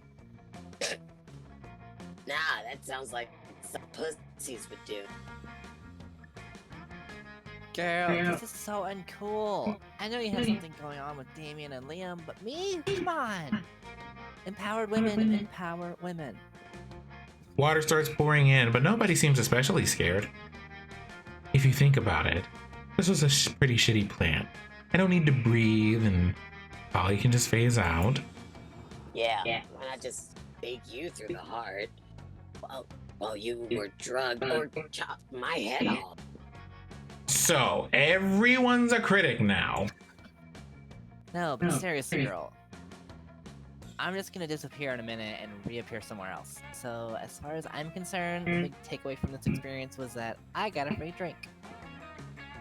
And free drugs in that free drink. And that's all well and good, but you're not sure how resistant to asphyxiation you and your other buddies are. You look around the well. There are tons of coins people have tossed in it over the years to make a wish, along with a few random pieces of trash that people have decided to discard. Or maybe threw them in also to make wishes, who's to say? Is that an old pamphlet on Episcopalian principles? No, I was distracted by that rusty iron bear trap. And I'm just living for this glow-in-the-dark dildo. Wait. Maybe we can use him to escape. I feel the weekend from the drugs, which is lame, but I bet I can break one person out who can free all of us using these 3 random items. But who should it be? Shadesiak. You seem to know everyone's business. What do you think? Ooh, good question. Which of your friends could use an Episcopalian pamphlet, a bear trap, and a dildo to escape from a well? So, It's creativity. yes, creativity. It's creativity. Now, from what you remember last, what number did you have? I feel like I had a 3. I feel like I still had a 4. I feel like you're higher. I might be higher. Let's try it. Yes! Great, Zyba. And it was by 1. Exactly those numbers. Look at this. Okay. You know what? That's a little bit more fun than doing the screenshots. If I'm gonna be honest. Well, now that we're just kind of like floating around a little bit more, as opposed to just be like, we have a goal of getting the narrator. I think we should cut doing screenshots. Just for future reference, just to take into consideration. Great, Zyba. Dang it, I read that wrong again. Great, Zyba it is then. Get ready to be busted out of your chains with demon strength. So mote it be. With a flash of devious, devilish muscle, Zyba is now free to begin their brilliant work. Stacking the dildo, the Episcopalian pamphlet, and the bear trap on top of one another, held together by some of the pennies, Zyba has cobbled together. Oh no. My long-lost brother? The Slayer yells from somewhere above the well. Is that your silhouette I see, Salil? Yes, it is. And if you don't stop this right now, he'll drown with us. Quick as a flash, the Slayer stops the water and jumps down into the well. Damien steals his keys off of her, knocks her out, frees the rest of you, and all 6 of you escape from the well. Damn, I'm strong. Good choice, Shadesiak, for telling me how I should use my And well done, Zyba, as well. That sculpture truly was incredibly beautiful. It belongs in a modern art exhibit. It's at least the 2nd or 3rd most beautiful sculpture, made of an Episcopalian pamphlet, bear trap, and dildo I've seen in my life. And I like the part where we made the Slayer look like an idiot. And where I got a free drink and free drugs with it. Does anybody notice that you can actually see through Polly's body? Yeah. I think this is the first time I've ever looked at something not her face before and noticed that she's translucent. I know the thing with the back of her jacket. That's always been a thing. It's bugged me. Oh wait, the fact that the back of her jacket doesn't obscure that now bothers me. Yes, that's why I'm like that. No, like that's the part that I was talking about, where I'm just like, she's translucent. You can just see all the way through her. What's with her jacket though? Because now her jacket just has a giant split in the back. Yeah, Damn it. that's what the back of her jacket looks like. Now let's think it's poly. What if it has some type of weird zipper in the back, so it can have this effect? It looks like a win-win-win situation, because all 6 of you walk away winners. But most importantly, you and Zyba both win, plus 3 boldness. Oh look, I have a whole stat. Andrew will walk away alive, or in the afterlife, or undead, whatever. So no, please. God damn it. Welcome back, Caracal. What? Wait, what happened? I'm first and they last and they need to I get miss third every time. Let's do this. I'm so sorry. Okay, do people need stuff? I've been saying who kind of needs everything. I'm gonna go after birthday presents because I can't possibly get worse. I'm gonna try going to the store. Okay, so don't go outdoors. Gotcha. Yeah. Then I haven't been to the auditorium. My creativity is Alright, let's. Oh wait, if I'm doing Dahlia, doing certain stats for that before Probably I bold. you think bold? So to the I mean, you are already very bold. I am. What do you think another one would be? I don't know. Do you think any charm? I would say smarts or creativity. I'll go with smarts. I don't think anybody needs it for anything. Please control it. But also, it's an event thing, so it should just be highest stat. It's not like a minimum check. Okay. We'll go with smart. That day, you listen to your elders and learn valuable lessons.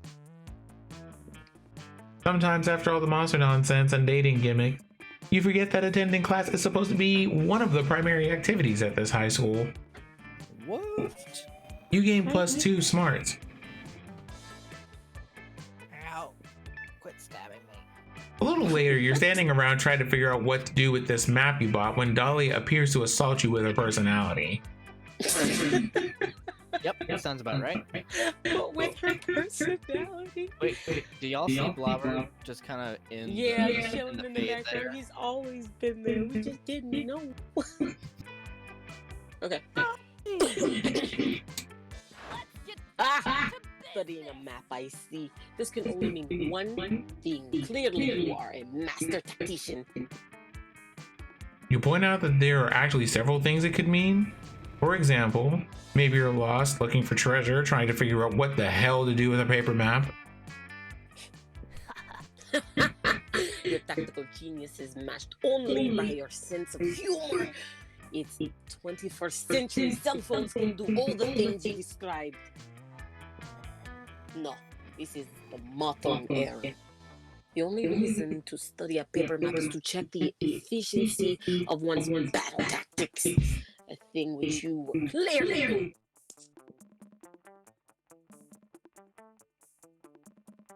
Honestly, it's probably easier just to roll with it. You admit that, yes, you are in fact a gifted military tactician. Fantastic. Just as I suspected. And a good thing too, as I need of services, one such as yourself. My imminent takeover of 8th Circle. Our first task, improving my army. It has to be in tip-top shape if we are to have any hope of crushing the LeVay family.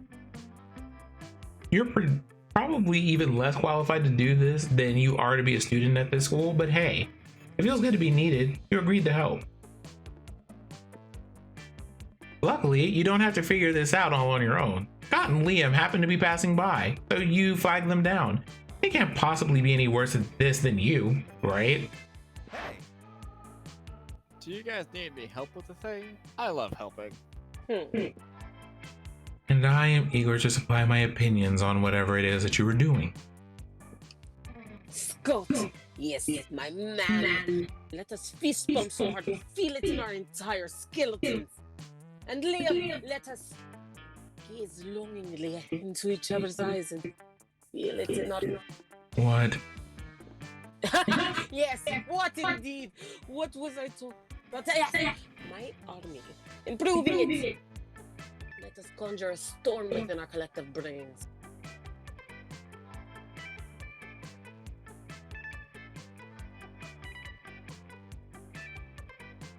You're no tactician, but you're not above taking a little inspiration from the classmates in front of you. You suggest.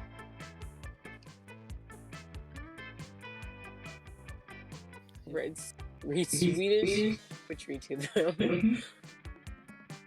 What would that even be? What would even read Swedish poetry to them be? Meanwhile, I'm in the corner scrolling class naming my Lisa Frank Trapper Keeper. God, I can't. So, Swedish poetry, I feel, is a creativity choice. Wham. And I think the mascot Is for motivation, probably fun. Watch me creativity. I would say first one. Yeah. Yeah. Ah! Ooh. What? What was the What first was the one? other one? Smarts. It had to have been Smarts. Or charm. Mm, Okay, I'll let you do this. Did somebody say his mascot? yes, I believe it was Ava. I have been waiting my whole life to hear that word. Oh, wow. I feel bad. Because I had the thing open on my screen and forgot to go to that tab. You homie. I mean, no, drag me. Because, I mean, I deserve it. What is happening? Did you add a little too much? Who is this? What do we call the forgetful you? I don't know. I didn't know I had a name for that matter. Well, You seriously never heard the word mascot before? We can call him Oopsiak. That works.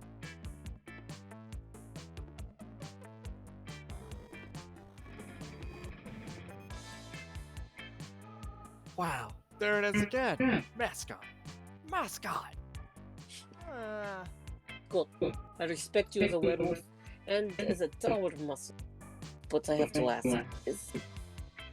Of course it is. I've got the perfect mascot for your army. No. Zyba in a duck costume. No. Yeah. Before you can protest, Scott has enclosed you in a giant duck costume. No. Trust me. Which, judging by the smell, seems to have been made from the carcass of an actual giant duck. I don't trust you, Scott. I don't trust you, Scott. Go on, Zyba. Sing and dance. Motivate Talia's army. It'll be great. Oh no. I love it. Y'all, I'm a fire thing. This thing is getting cooked. Crack. You can't see anything from inside the dead duck. You try to dance and end up crushing into a bunch of children visiting from spooky elementary school.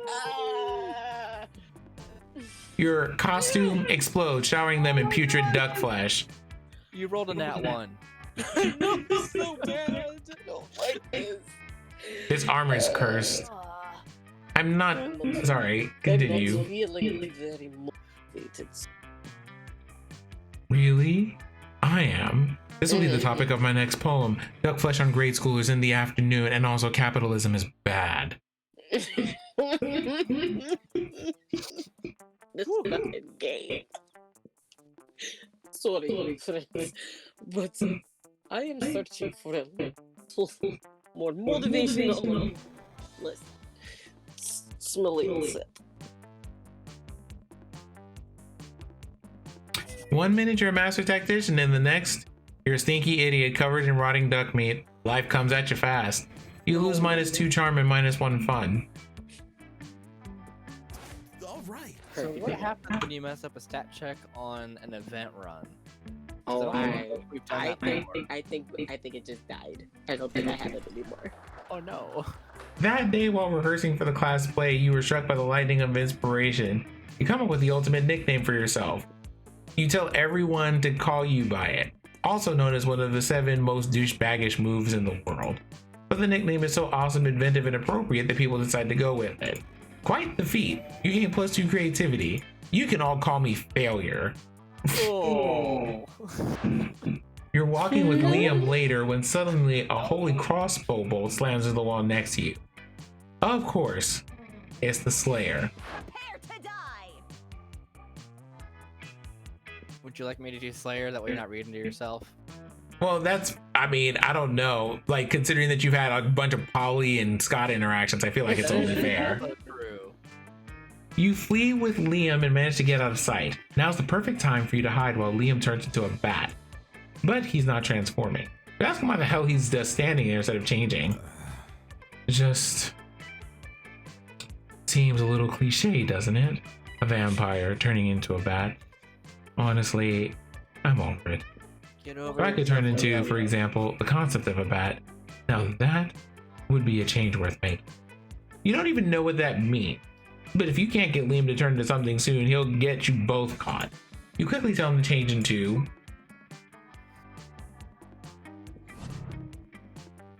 Ooh.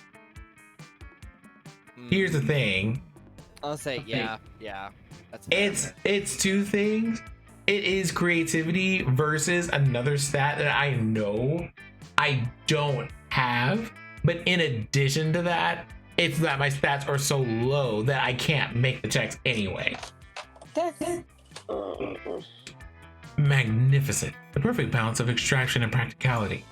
I admit I had difficulty imagining the concept of a bat, but a general feeling of unease. Well, I experienced that many times a day. Liam disappears in a puff of purple smoke.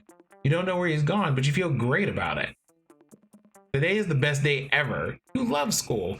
You can't wait to do your homework later. The Slayer bursts into the room, locks eyes with you, and gives you the sickest high five ever. Suddenly, Liam reappears. You immediately feel way shittier. No, that wasn't a general feeling of unease. That was a general feeling of euphoria. Totally inappropriate. What's inappropriate is the beating I'm about to give you two. The beating is in fact too inappropriate to even describe in this video game. You lose 2 boldness and 1 smart. Let's go. Let's try outdoors. What's up? Money. Do we risk another gift? I mean, it can't be worse than what I got. Right, I'm an agent of chaos. Do it. Yes. Catch you later. Mind control. You got it. It's the ending. This is the Miranda ending. Yes. Now, the question is, You have enough time. I do. I checked. do you want to have Miranda die this run? Promise? Stop. Okay, so hold on. Let me see what happens. Gabe, come out here and come up for your wife. Okay, so let me explain how this works. Okay, so you get 3 scenarios here, right? 1, 2, 3. You get 3 scenarios that are presented to you. If you fail 2 of 3, she dies. If you get all 3 of them correct, she lives.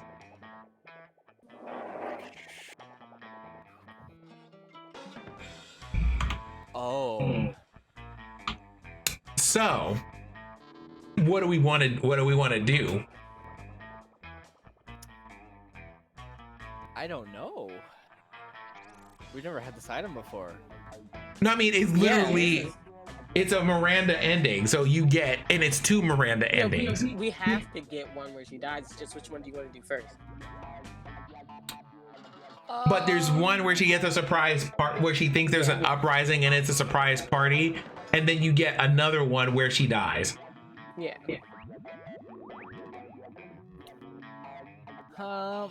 I've never liked the whole surprise party gag. Just that shows you in general. So she dies. Okay. We gonna have some fried fish this weekend.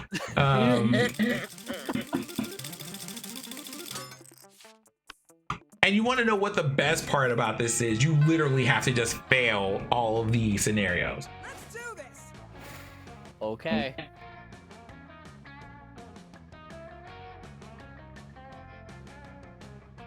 All right, Zyba, you're up. Yep. I'm just deciding whether or not I want to, like, play around or get an extra stat boost. Yeah. You're just trying to enjoy a meal in peace when space untwists itself to reveal the interdimensional prince.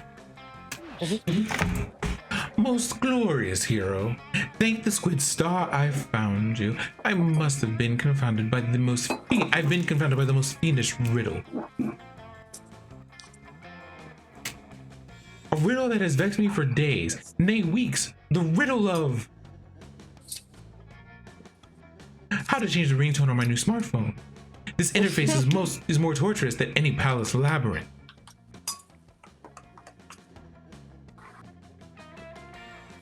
For real? You grab the prince's phone, change his ringtone to butts, all about those butts by the Booty Bros. My hero. What seems difficult to me is trivial to you, and you even guessed which ringtone I desired. A true all-time classic from the 6th dimension.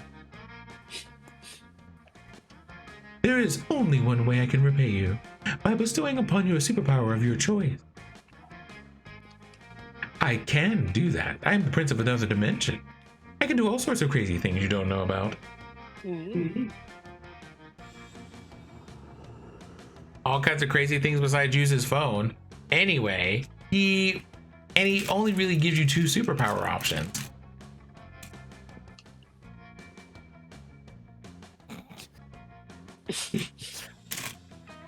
All right. I don't remember what you get from these 2 stats. Smarts and charm. It seems that would be the most obvious one, but I mean, We don't know. Sometimes we just be wrong. I mean, yeah, but I mean, I don't know.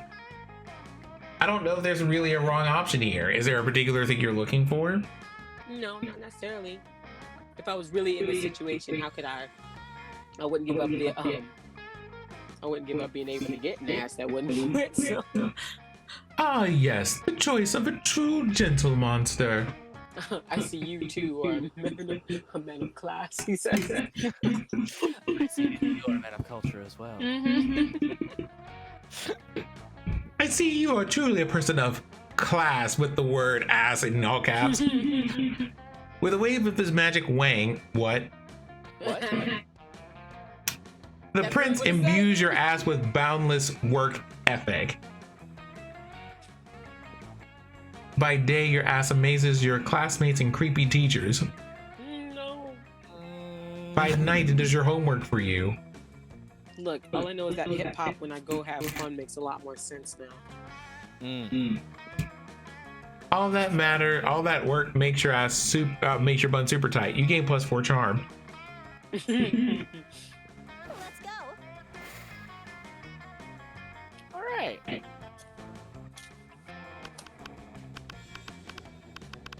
Let's go talk with the Polly.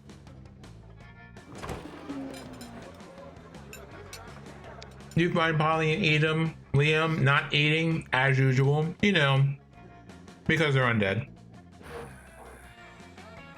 The food in the cafeteria really is atrocious. It's hardly even worthy of my Instagram. What? I don't even eat the food. See, this is exactly what I mean. We can do so much better than these subpar culinary abortions. Oh, I see what you mean. You mean the 2 of us should have a cook-off. What? No. Did you say something? I'm not listening because I'm so psyched about this cook-off. At no point did I agree to. I've got a huge advantage though because I've cooked so many drugs. Oh, you think you got the advantage, huh? I've been alive for centuries of culinary history. It's on. Two of them dash into the kitchen, ignoring all rules of law, school, and common decency as they commence cooking. Two celebrity chef judges appear to critique the challengers. I think they're both equally horrible, says the cruel British judge. Oh, I think they're equally rather marvelous, says the even equally nice British judge. Both judges turn to you. So, what do you think, tiebreaker judge? Whose meal truly is the cat's pajamas?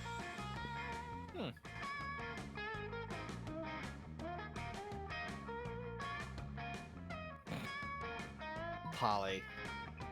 Thank you. Cat pajamas. Wait, what?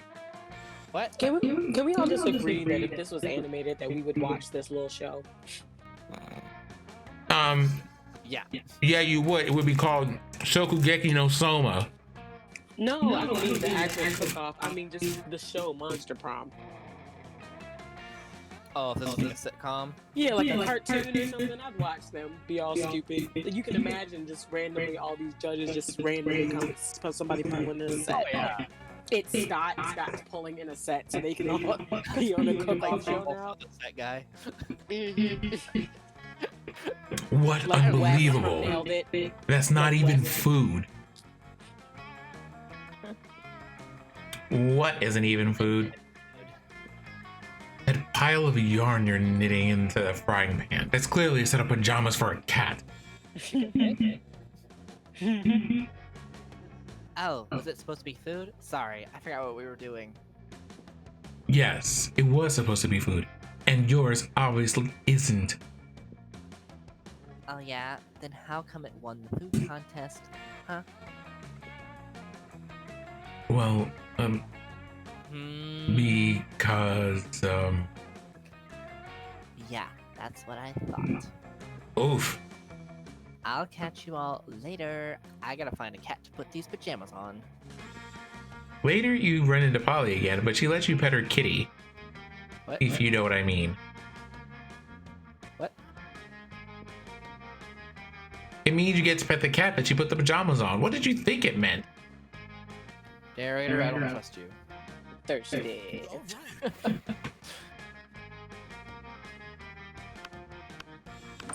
Hey, stranger. You has no money.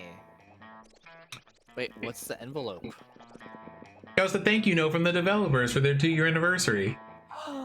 Does it do anything? We opened that whenever, like, the most recent update that came out added that ending, and we did that Yeah. one.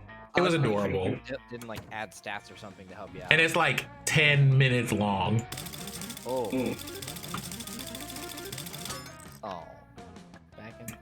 Here's like every time. Yeah. But don't get us wrong, it's beautiful and heartfelt, but it doesn't have the stats or anything like that. Oh, okay. That's fine. Yeah. Just curious. Of course. All right, so now are we gonna have the revolution or not? What? Oh, wait, you mean for Miranda? Yeah. Yeah, she did. Okay, you can't go to make money because the store's there. Oh yeah, I just stopped because I wasn't sure what we were doing. And I do have a guide up, so she did. Okay, so what do you Remember, you can't get this right. You have to get them Oh, yeah. wrong. Yes. I don't need anything. It's not a set number, so I can do whatever. Cool.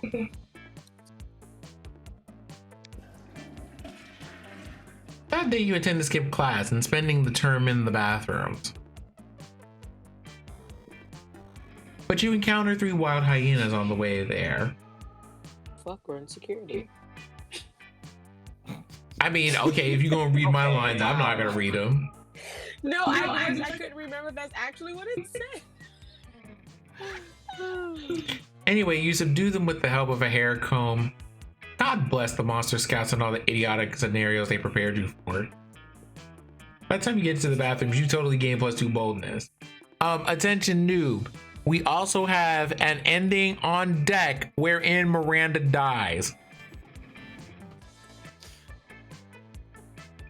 The art for this is amazing. So just get excited. Oh, what? For the ending? Yes. I hope this is actual art and not just something else. Oh, noob. You're in for a treat today. We might not get the Dahlia ending, but Miranda's gonna die. You're hanging out with two of the baddest asses you know, generally being bad and asses, when suddenly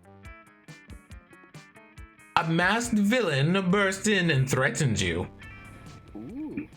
I've been waiting a long time for this confrontation, he says, following you, hunting you, waiting for the perfect moment, and now prepare to meet your doom and pay for all you've done to me. Okay, wait. I know what's going on here. Oh? Keep reading. This Keep going.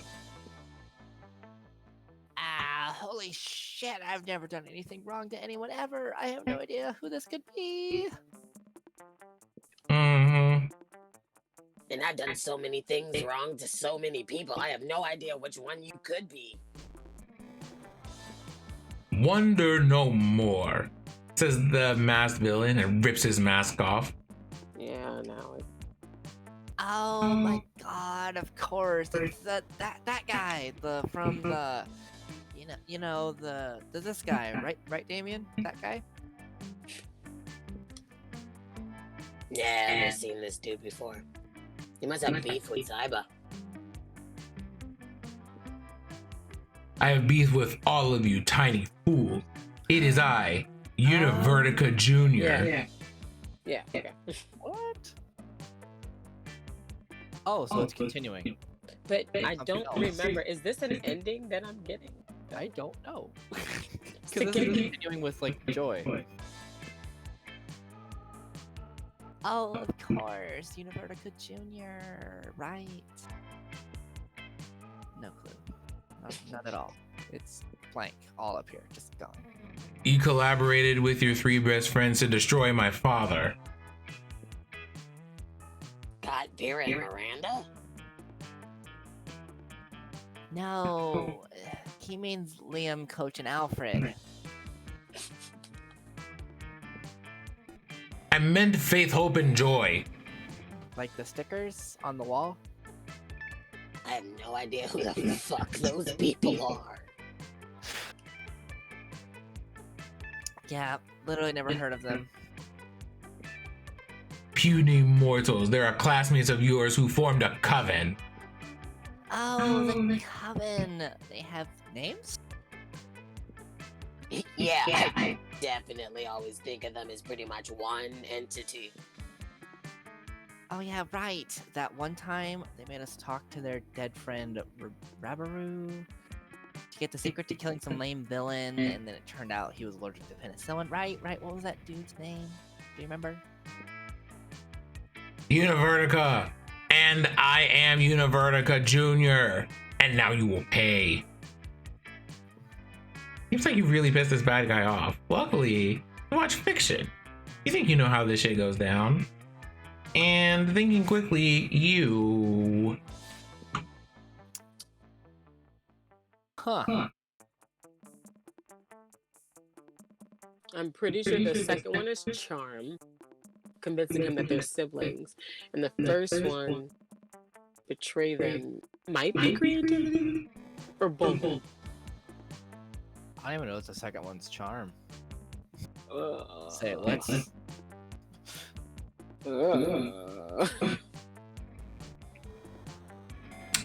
My question is why you're getting...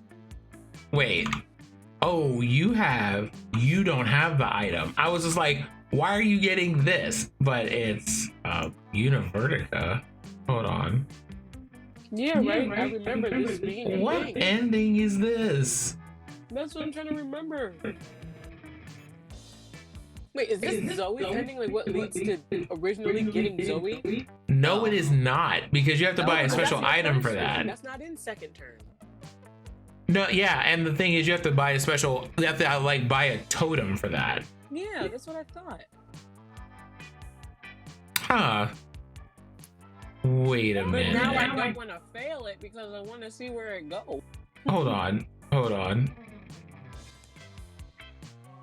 Said this is Univertica, right?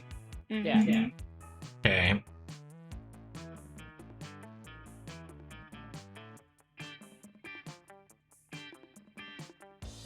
What? This is so weird. What is happening this game?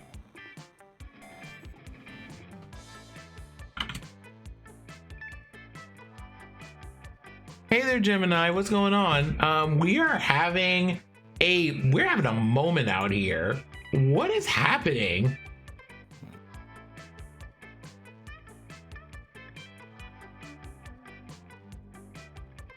I don't even know. Okay.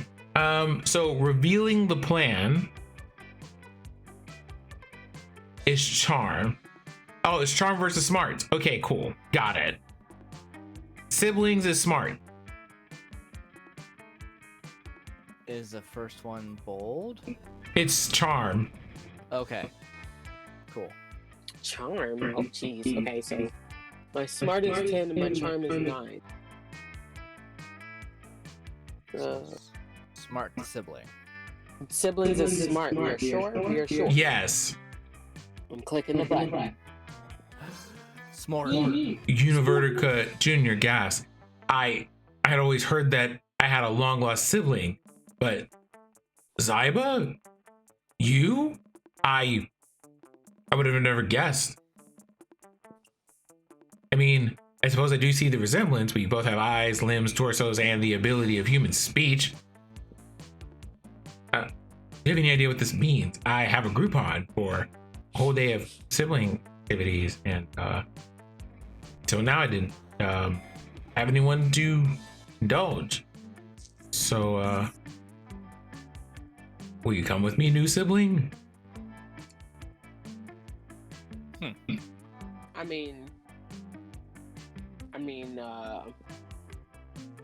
I mean, you gotta say yes, right? Or risk blowing your cover. Also, you're a broke ass high schooler with very limited plus money to your name. Who are you to turn down a free spa day? Heck yeah. but also mood. Before you can give an answer, Univertica has spirited you away to a really badass spa for all kinds of evildoers.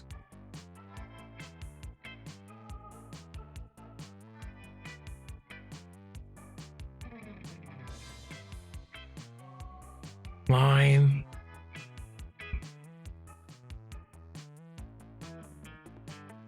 Oh no, she did.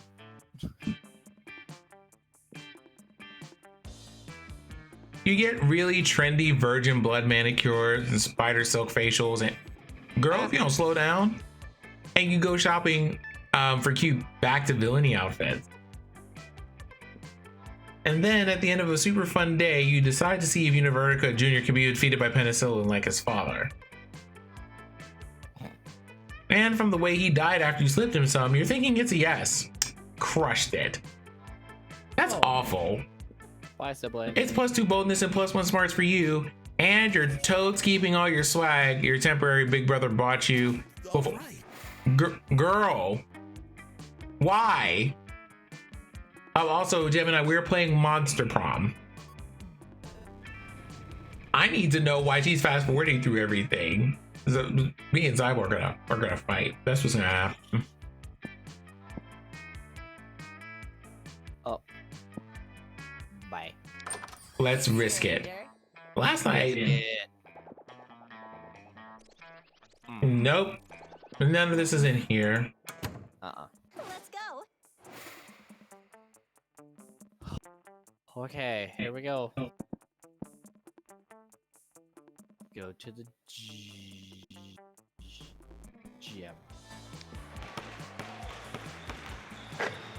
That day, an epic dodgeball match takes place.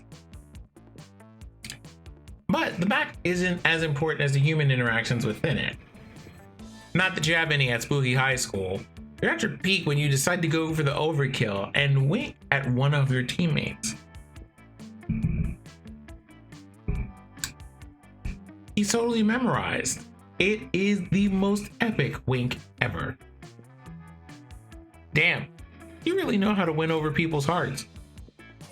You gain +2 charm. Too much charm. Suddenly you hear the elegant gurgling sound of water trumpets. Miranda is about to issue a royal decree. Bow to Miranda Vanderbilt. I, Princess Miranda Vanderbilt, grant you permission to speak casually with me for a short period. You're welcome. Fuck yeah, you're awesome at speaking casually. Let's do this. Now that we're speaking casually, I really wanted to tell you that in the event of the season, no, not prom, I meant the event of the season for poor people. I mean, the Royal Winter Surf Party mandatory celebration festivity of Surfly Service. My serfs are total BFFs, and so I've decided to throw them all a party to celebrate their lifelong mandatory service to the Royal Vanderbilt. And since I love my serfs so much, this party must be the absolute best. I will spare no expense. So I'll have my serfs build an underwater grand hall for the celebration. It should only take about 12 days of non-stop backbreaking labor. Plus, we'll need decorations for the party, so I'll have to have some serfs get dressed up and tie themselves to the walls. It's so cute! And we don't want any of the serfs missing the party if their family members get sick, so we'll have to issue a decree. Serfs are no longer allowed to have families. I'm the most generous princess of all time, but of course, I don't want you to think that I'm spoiling them, so I'll need your mind control glasses.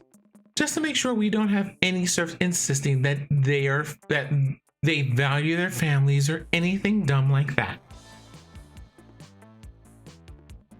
You hand over your mind control glasses to Miranda. She's so good at controlling you, it's terrifying to think about what she'll do with actual mind control powers, but who cares? You stand this watery bay. I'm just so excited. I feel like singing.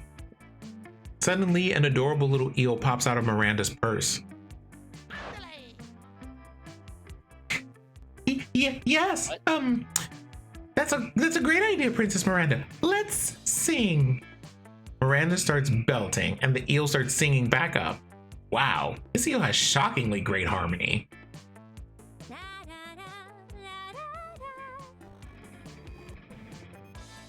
The seaweed is always greener in a democratic state, but my loyal serfs love all my exceedingly high tax rates. Under my rule, surflings know better. They'll serve me forever. No, eat your gruel. Oh, wow. It was a Little Mermaid. I was trying to figure out what tune to sing that to, but I couldn't have done it. What a charming little tune. Who knew that monarchy could sound so fun? Miranda bows while you clap enthusiastically. You're amazing. Oh, wow, Princess Miranda. You're amazing. You have the prettiest singing voice in the whole wide world. Oh my god, I know, right? My execution serfs made sure that one and the whole country was a better singer. That no one in the country was a better singer. Now, let me introduce my song serf, Mr. Feel the Eel. It's me, Mr. Field. A pleasure to meet you. I'm the luckiest eel ever because I get to help Princess Miranda plan the winter surf party. That's right. Of course, I need my serfs to do most of the preparations for the party, as I will be entirely consumed by the planning process. The burden of leadership falls upon royalty, after all. For example, I'm going to do the difficult mental work of deciding that there will be drinks at the party. Now that I've done the first half of the work, I'll leave you to decide what kind of drinks, how we'll get them, and who's going to pay for them, and all the rest of the planning. Oh, good. You're so smart. Princess Miranda, we'll take it from here. I must depart. Yay! I'll leave this to you two because I need to go recline in a velvet chaise. and gaze out the window longingly. Ooh wee! What an amazing opportunity! For the death of the princess. Wait, what? Huh? Good job, comrade. No need to continue the charade, comrade. The tyrant is out of earshot. The Vanderbilt serfs have united in hatred, and after our long years of pain and toil, we shall finally send the princess straight to the depths of her watery hell. Let your loathing boil to the surface as we plan her demise. This foolish party she has planned will be the setting of our assassination. The revolution. And while I care not what drink fills the punch bowl, be sure not to partake. And I will add in a massive dose of poison to the beverage, ensuring that all of Princess's guards will be deceased by the time the party is through. Revolution is here. Bye, comrade. I take my leave, comrade. May you dream of the end of tyranny, the end of monarchy, the end of Princess Miranda. Mwahahaha. Just as Mr. Field the eel is swimming away. Wait, how is he swimming? You're not underwater. Didn't anyone tell the eel the laws of physics? Miranda returns. I'm back! Whoa, that gazing was exhausting. I assume that you're finished planning the drink? Think fast. Miranda's heart, to know her serfs are plotting to assassinate her. Oh, I see. It'll break her heart. Oh, it'll break Miranda's heart to know that her serfs are planning to assassinate her. But you can't let her die before prom. She's the only one with a hookup for an underwater limo. Now. The second one is fun, which I have less. Oh, did you look that up? I did.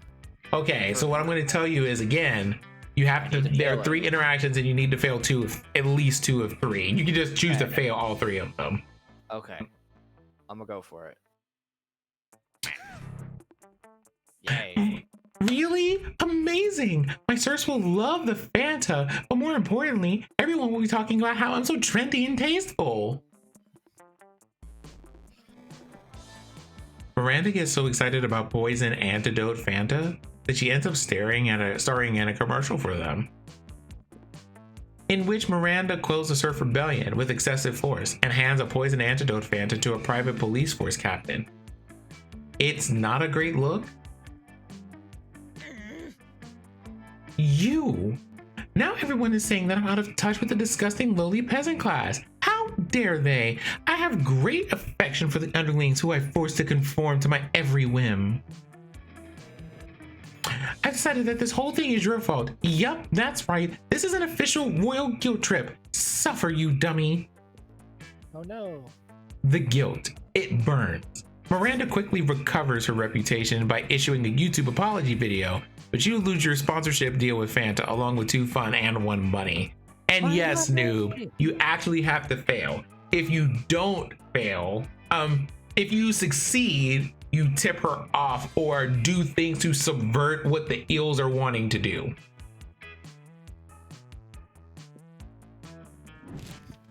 That weekend, something happens to me. Uh-oh. We're covered. It's fine. Okay. Welcome back, Zyba.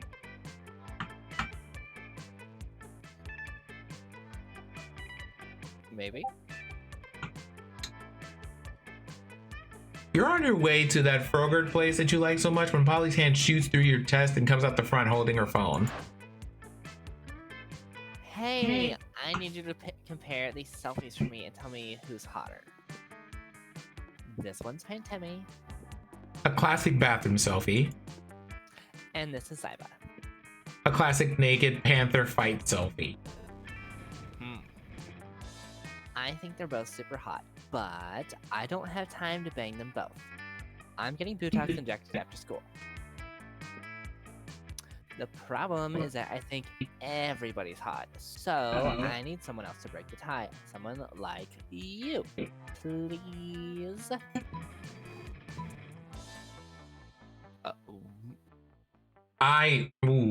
What? Are either of you trying to date Polly right now? Does Miranda die before prom? You know what? I need to. We need to talk about this for a second. So, Zyba, if you are here, we need to talk about the fact that this thing just says this person is hotter than a blowjob with magma in your mouth. And that is an option that we have here.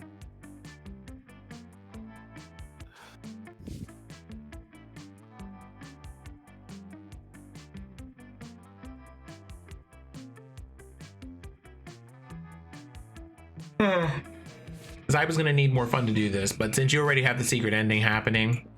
Okay. I remember that issue of the magazine. They sent them out in ceramic urns, just like they put my ashes in when I died. It was totally illegible because it was literally just a jar full of ashes. But it was so intriguing. It's a good thing I made sure to get a phone. It was a good thing I made sure to get a phone that was fireproof, otherwise we'd be in danger just looking at the smoldering selfie. Alright, I'm off to find your hottest friend if I burn double death. Tell everyone my last words were worth it. Polly flies to the ceiling in search of your searingly attractive pal. Way to go, Sunshine. You gain +2 charm. Woo, stats.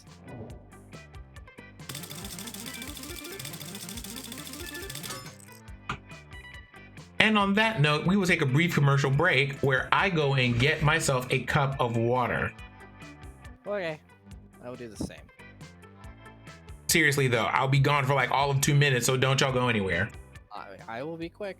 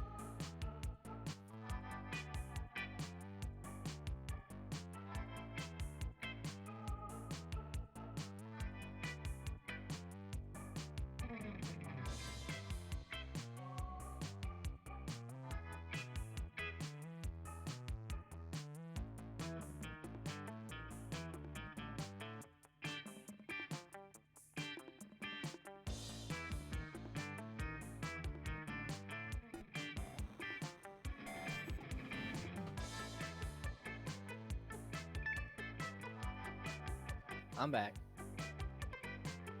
And Zyba's in drag.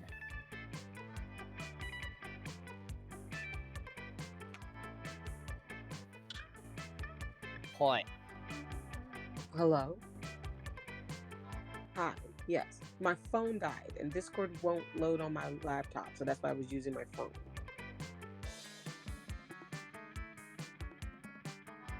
The situation with my phone is good. It's on the charger now. I can use it while it's charging. Okay. Well. Can you guys hear me fine right now? Yep. Then everything is back on track. Okay. Well, it's time. I apologize. I just that's why I just clicked through the dialogue so you guys could move on. I was trying to read that though. I'm sorry, I couldn't. It's still been horrible. I couldn't hear you.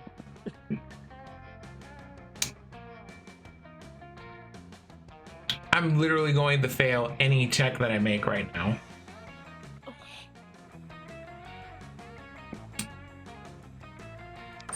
Hey, stranger. So I'll go to the store. No. Because I literally can't pass a check at this point in the game. And it's not worth losing more stats, I guess. Basically. More charm? Sure, why not? That day, an epic dodgeball match takes place. Amidst the battle, you spot a fellow player that seems utterly discouraged. She thinks she's not worth anything at dodgeball and she attempts to throw a ball at herself. You explain to her the many ways you think she's unique and wonderful while also defending the many pleasures in life. With your help, she's capable of finding reasons to keep playing and gains a sense of self-worth. You gain a +1 BFF, but that beautiful friendship will take place off screen. And you gain +2 charm.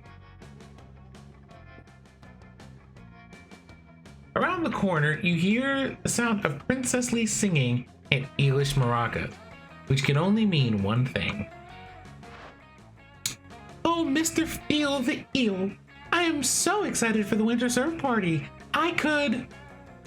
Oh, by the way, Zyba, feels the eel. This is the start of that. Oh. Okay. Under the ocean. Sing? Oh, my God, I guess. I was going to say I'm so excited that I could burn down a medium-sized village, but singing is a great idea too. Let's do it. Oh. He's the same colors as Flounder. Right? And he said under the sea. Stop that. Oh my God. A whole new surf. Wait. Mr. Feel the Eel harmonizes perfectly with Miranda's feudal ballad. A whole new surf, though you have served me through and through. As your feudal lord, if I get bored, I'll kill and replace you. You give Miranda and her murderous eel a standing ovation. You were already standing, so technically you just started clapping, but it still counts. Yeah. Well, hello! I didn't even see you there, fellow surf. You're definitely not a surf, but you're also not about to correct an eel with a hidden switchblade. But the beautiful singing princess, it's such an honor to join you in the magical wonder of song. I mean, Miranda's whole theme is Disney, so that's a whole thing. Yeah. You know, it's times like these that I'm so happy that I have serfs. I mean, if you weren't here, who would listen to my lovely singing voice? Me? Listen to my own voice? I don't think so. So sad. Just the thought of Princess Miranda's songs going away. Ah. Oh, don't cry, Mr. Feel the Eel. I know what will make you feel better.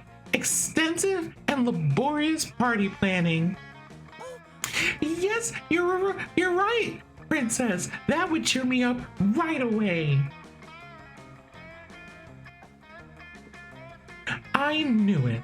In that case, we're missing one critical thing from the winter surf party. Activities. Miranda, please. This will likely be the only party my stars will ever have the chance to attend, so we should make it as fun and memorable as possible.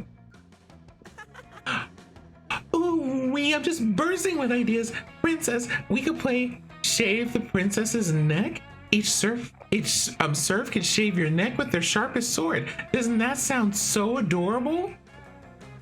Oh my god, I love it. Everyone will admire how hairless my neck is. I mean, my neck is already hairless, but I guess if everyone uses their sword on my neck, it will be even more hairless. Or we could do a special princess pit and fill it up with the cutest animal. Feral panthers. Princess Miranda, you could pet each of the fluffy panthers all night in your special inescapable pit. Yes, Mr. Feel the Eel, you're a genius. Down with the Mer Kingdom. Or we could simply sit you down on your gluttonous throne and read aloud one by one a list of the atrocities and injustice you have committed until Poseidon himself smites you down. Down with the Mer Kingdom. I mean, I love you, princess.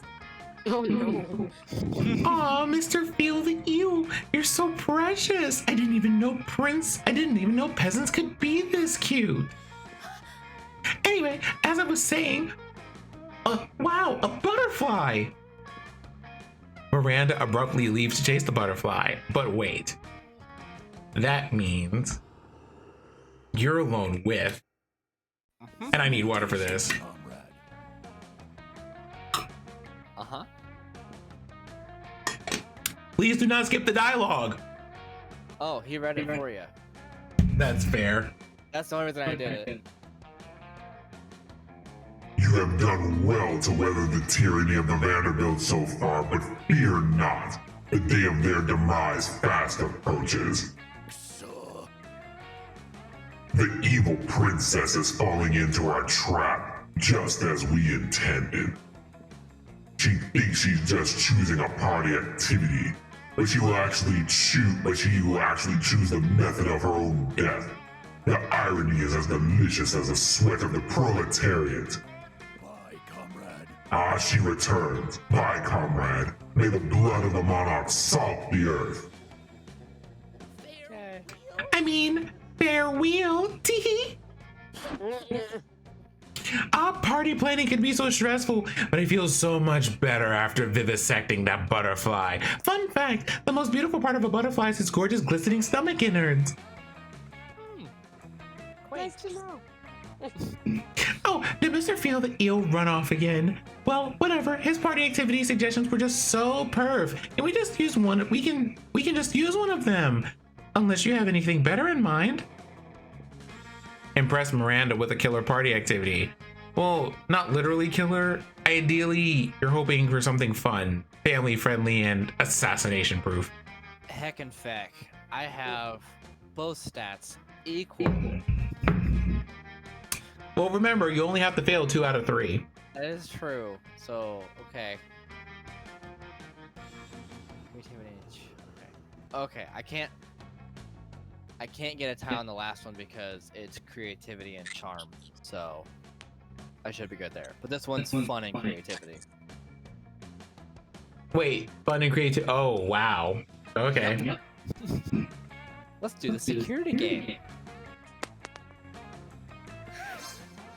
I'm so creative and 3. Oh, that sounds fun. What are the exact rules? No murder at all? So thrilling.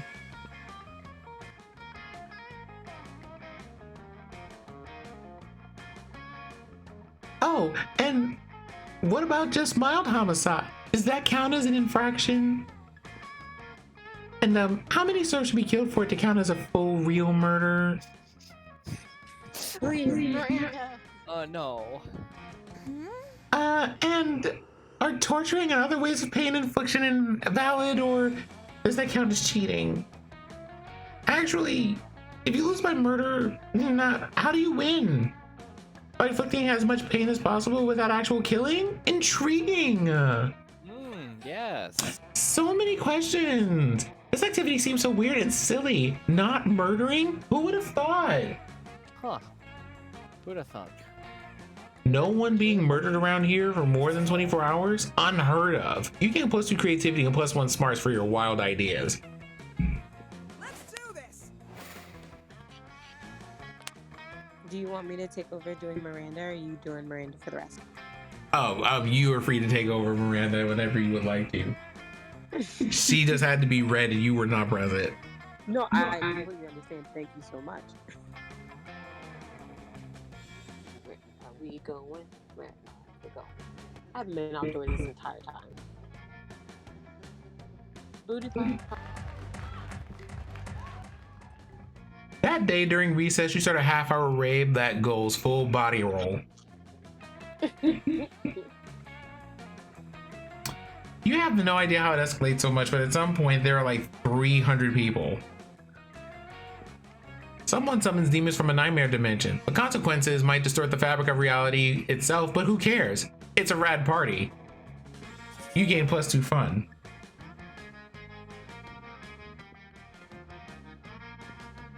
You notice Liam and Polly taking a break from the rave. You dance over to join them. Hey, boo! Yo! We were just talking about the insane music festival we were going on this weekend. You're going, right? Shit, you forgot to get tickets. They're probably all sold out now. There's no way you could afford to pay a scalper. Obviously, you tell them you're going though. You'd never let the truth get in the way of talking to hotties. Yes! I can't wait. All my favorite bands are gonna be there. Boo Radley, Imagine a Fucking Dragon, an actual dead mouse. Hold on, who's Boo Radley? Hold on, we need to figure out who Boo Radley is. Oh.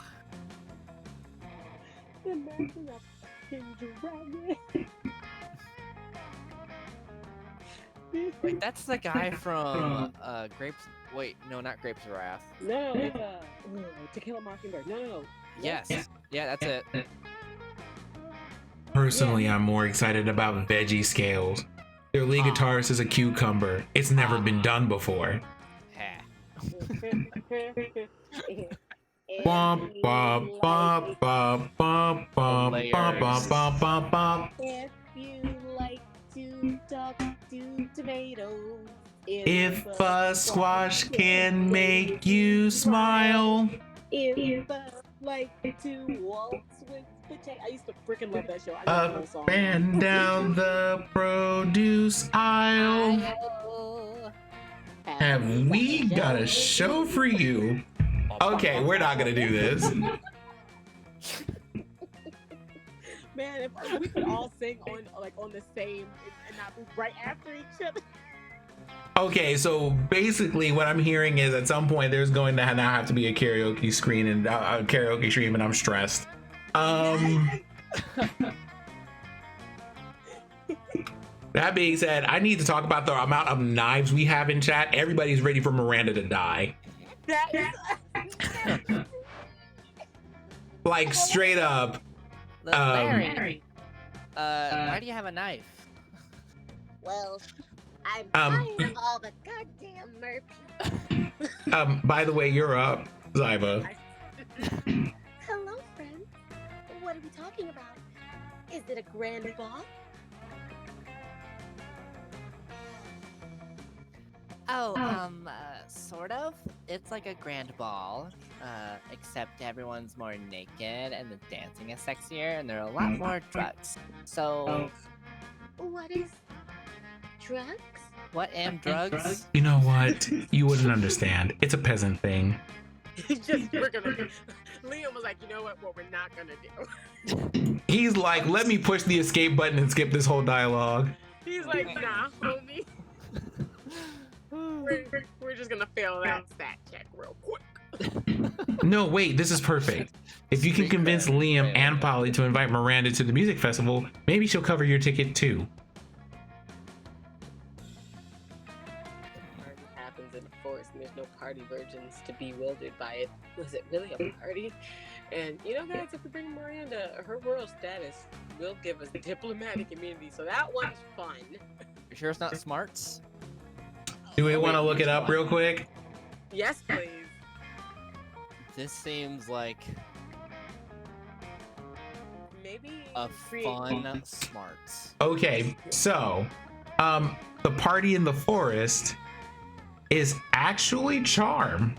Whoop. What? So what's the other one? What's diplomatic community? I don't know what the other one is, but you have charm at 9.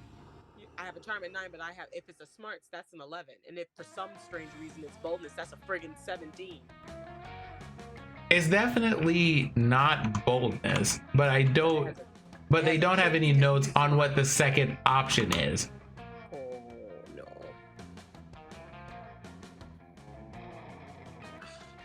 Are we sure that it's not one of my lower stats though? Because if as long as we're sure it's not, there's no way it's gonna be creativity. I don't think it's fun. It's okay. So creativity and fun. So charm. So Well, if the it's second not, one, the second one isn't fun. yeah. Second one is either. I think it's smarts. I think diplomatic community is either. What if it's friggin' creativity? I hate this. It's a choice between either something that's significantly lower than charm or a bit higher than charm. Fine. Okay. I think it might be smarts though. I'm doing it. I'm not taking a chance for it to not be friggin' yes. Smart. You mean no one will be able to arrest us? Oh my god, I can totally bring back Bazooka Blow. You mean the drug so legal that even thinking about it, even thinking about purchasing it is punishable by a severe spanking? A what? Wow. Wow. She knows what she wants. I think about purchasing it so much. Duh. But it's so rare, it's so obscure. I need to do it. You could say I'm addicted to obscurity. Worry no more. After a bit of Bazooka Blow, you will only be addicted to Bazooka Blow. Or dead.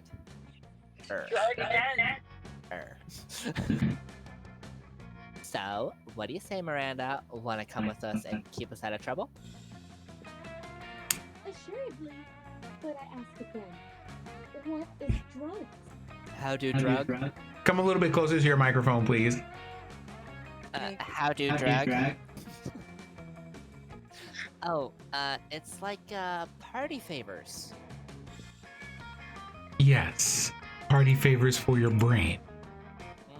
Yes. I love party favors. I shall purchase some of this Bazooka Blow immediately.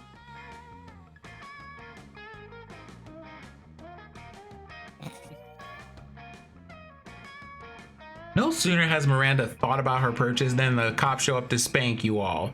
You're protected by Miranda's diplomatic immunity, but you let them spank you anyway, just for fun.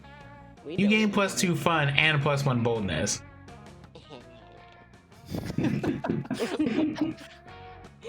Okay, listen, I didn't ask to be exposed like that.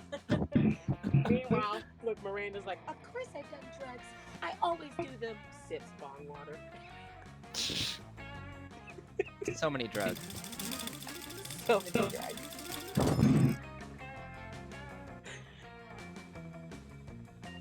Look, you're first. Finally. Finally. Express murder. Nope, you don't get any murder today. No. Ah. It's lunchtime. Heck. Oh no. Oh no, I see. Ew. Can we just talk about the top left corner of our screen, please? Can I get an F letter in chat? Yeah, can we get a fuck Leonard in chat, please? Hey, Bunny. Yeah. Are you shooting for Polly at all? Or who are you shooting for at all? I was doing Dahlia, but now I'm not, and I think the game is trying to give me an ending, so I'm just gonna see what happens. Okay. Right? I'm just chaos. I'm just here. Okay. Well, then I'm gonna go talk with Polly and Calculaster. Are you going for Polly? Well, I mean, don't know. What do you do with the? You can't do the classes. I thought you had. Oh enough no, already. I do have to go to prom with Miranda, so Polly is not on the table. Yeah. So do you want to get a heart with Miranda? She's right there with Damien. What? No, she's not. No, Miranda. Jeez, I'm staring at Vera and I'm saying, I'm just like, what's wrong with me? did you do and drug? I'm not supposed to answer that question anymore. We are not allowed to answer that question in chat. We're not allowed to answer that question anymore. Remember? Let's go Leonard. Maybe we'll get stats. Unfortunately, we will. And I only say unfortunately because we have to deal with Leonard. Hey stat. That's all I got. Or Scott. Oh. I mean, there are 0 people in this chat who are going to be like, don't do. Yeah. Noob is trying to offer some gentle encouragement in these trying times to Bunny. I'm sorry. Could you? As you approach your chosen table, you see Liam carefully framing his artfully arranged jelly dessert for transcendent food pick when... FOODPIC. Divide those picks to victory. What does that even mean? Would I say food? You say pick. Food. Pick. No. Food. Pick. Stop. 2, 4, picks, 8. Food do we appreciate? Food picks. Food picks. Good. Cease as enchanting this instant. Picks. What? But I'm trying to help you take the best food pick. You've been trying to take this food pick for like 20 minutes now. You gotta snap a pic so you can eat your tasty food. I don't eat, Scott. I only order this food so I can take pictures of it, and you're not helping. Oh, bro. I know. My cheerleading just isn't good enough. What I need is a cheer partner to take me to the next level. No. What you need is a swift kick in the... Food pick. But it's too late. Scott has already chosen you as his cheer partner, and now it's up to you to determine what the two of you will do. Droog. I love that we have a that Noob has taken the time to add umlauts to all of his vowels.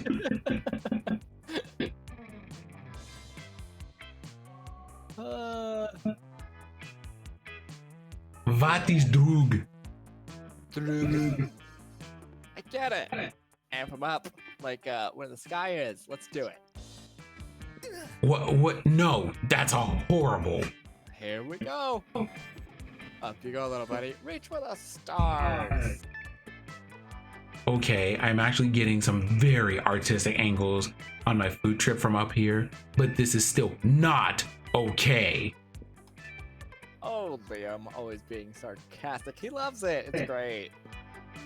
Wait, you chose now to start finally understanding what sarcasm is? I'm not being sarcastic. Whoopee! You can't fool me, Liam. I know everything you say means the opposite of what you think I think it means. Liam eventually gets Scott to put him down by saying he loves being thrown in the air. Scott still somehow believes that he did the right thing and gives you the most intimate fist bump. Let's do this.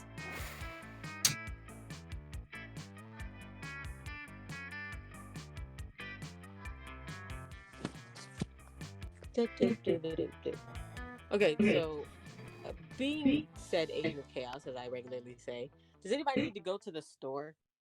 I do not. I'm going to go for the gift again to see what happens since I can't use my map. Let's see if it's in there. Solid. It is in there. Here we go, guys. No refunds. Oh no. You're I knew really it smart, would be but you bad. lose 2 stats, but you're really smart. So smart. so smart. Technically, don't I have the stats to get beer? No, I don't have money. You have $0. I have $1. One whole. Yeah, I don't think you've even talked to Vera this whole game, and you haven't talked to Vera this whole game, and you broke. Nah, he's like, nah, I'm good. No.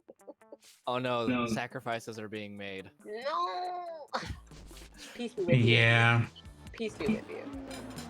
You make the dubiously wise decision of sitting with Leonard. Maybe he won't be weird today. Yeah, sure. Maybe. Oh, that noise. I can't. What? Wait, what? I didn't. Okay, just read it. Okay, bye. Bye. Ew, gross. He wants your soul, Sin. Look at his dumb little face.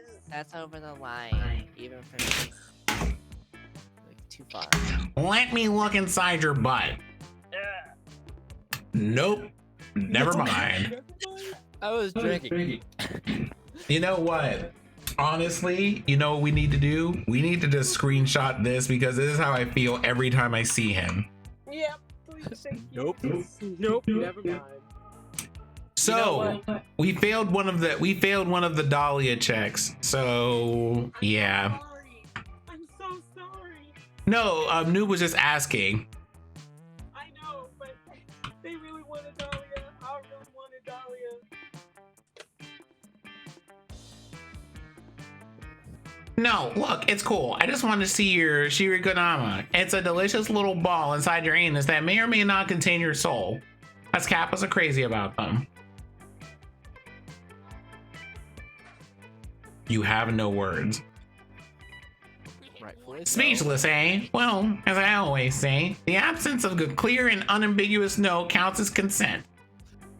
Here I come. You grab a chair and beat Leonard senseless to keep him away from your booty. Good. Hey, he didn't specifically say not to beat him senseless with a chair, so that's consent, right? Yes, bitch. But all that talk of the Shirikodama did make you curious, so you reach into your butt and there it is. Wow, it's so beautiful. It's like a giant pearl, but from your ass instead of an oyster. What will you do with this newfound treasure? Put it away. Trade it for rad pogs, make a fabulous necklace with it. Conventional fashion wisdom states that you should never make a necklace out of something that you found in your butt.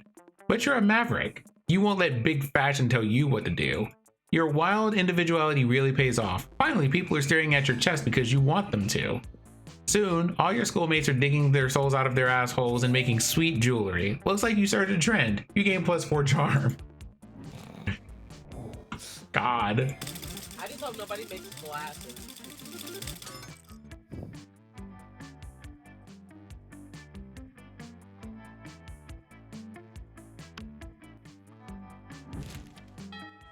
Guess what? Let's go. It's time for murder. That day you learn a ton of spells that are actually as cool as they are seemingly useless. A spell to renew the stickiness of a sticker. A spell to turn chocolate and vanilla ice cream into vanilla and chocolate ice cream. A spell to gain +2 smarts. Actually, you'll use that last spell and you gain +2 smarts. After advising her with the party drinks and activities, Miranda decides to officially invite you to join her party planning committee. Of course, Miranda's invitation is an official draft notice, including death threats for refusal or tardiness, and an armored guard to fetch you for an immediate emergency meeting. Greetings and salutations.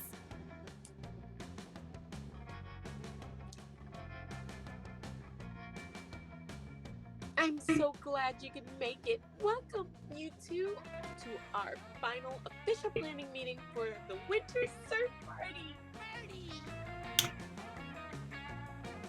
Woohoo! It's an honor to be on Princess's Divine Committee. The Surfs are so excited for the party.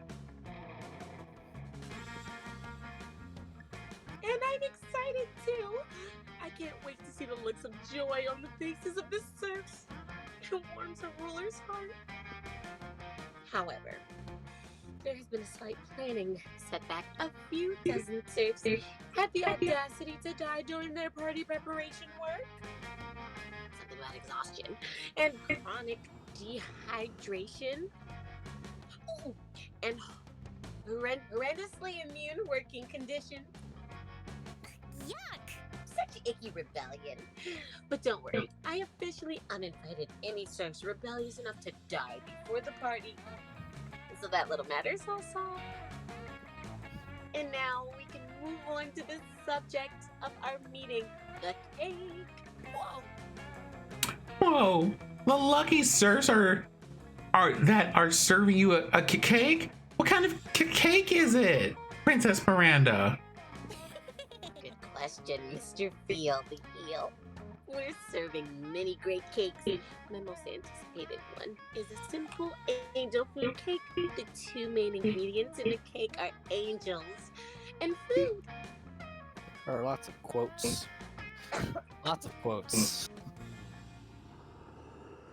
It will be the most delicious cake ever. I'm told that macerated angel meat gives the most delicate, subtle flavor. I wouldn't know, of course, as my eating serfs handle all of my tasting for me. Holy bubbles! This cake sure sounds heavenly. Princess, did you get my joke? But since the cake will be the centerpiece of the whole party, simply tasting delicious won't be enough. Once I saw a man out of a cake at a bachelorette party. I'm not sure how so. But the effect was incredible. Yes, we'll need some kind of marvelous surprise inside the angel food cake. What kind of surprise would excite the serfs? A copy of our Mer Kingdom Constitution? Signed headshots of their beloved princess? Or coupons for extra punishments? What do serfs even like? For Princess, you've been working so hard planning this party. Why don't you let Aunt Tammy and I come up with a surprise? After all, you deserve a surprise more than anyone. Oh, Mr. Feel the Eel, I couldn't agree more. I shouldn't have to work hard on anything ever. But I don't want to make it too easy on you. So I demand that the cake contains 2 surprises inside. Each one of you come up with 1 surprise. No sharing. Oh, I assure you, Princess, you'll be surprised. Your face painted with a shock so intense that the bells of justice will finally ring across the watery valleys of the Mer Kingdom. Au revoir. Perfect. That's what I'm going for. Well then, I'll off to go prepare my party guillotine. Oh, don't worry. It's for the tardy, sir. Not you. Comrade Feel is here. Hail, Comrade Feel is here, the leader of the Mer Rebellion. Once again, I have leveraged my political position with the princess. The stage is set for our coup. This party shall be the start of a new age, an age of reason, an age of freedom, the age of the new Mer Kingdom. I shall use this ridiculous cake surprise scenario to plant a deadly and vicious assassin inside the dessert itself. When Princess Miranda slices into the cake, our assassin will slice into her. Freedom to the serfs, death to the princess. We shall toast to the rise of the proletariat. Mr. Feel the Eel is such a party pooper. If you wish, you can plan some kind of second cake surprise as the princess mentioned, but whatever you do, she will not live to see it. My assassin shall end her faster than she ended the life of my brother, Mr. Jaleel the Eel. Glory to the new Mer Kingdom. I shall see you on the morrow, comrade. Glory to the new Mer Kingdom. Mr. Field the Eel slithers away. Quick, come up with a counter surprise that will neutralize Mr. Field the Eel's deadly cake assassin. Propaganda. Creativity, charm. Yeah. There's no way that you can write convincing political pamphlets yourself. You got a D- in last semester's propaganda class.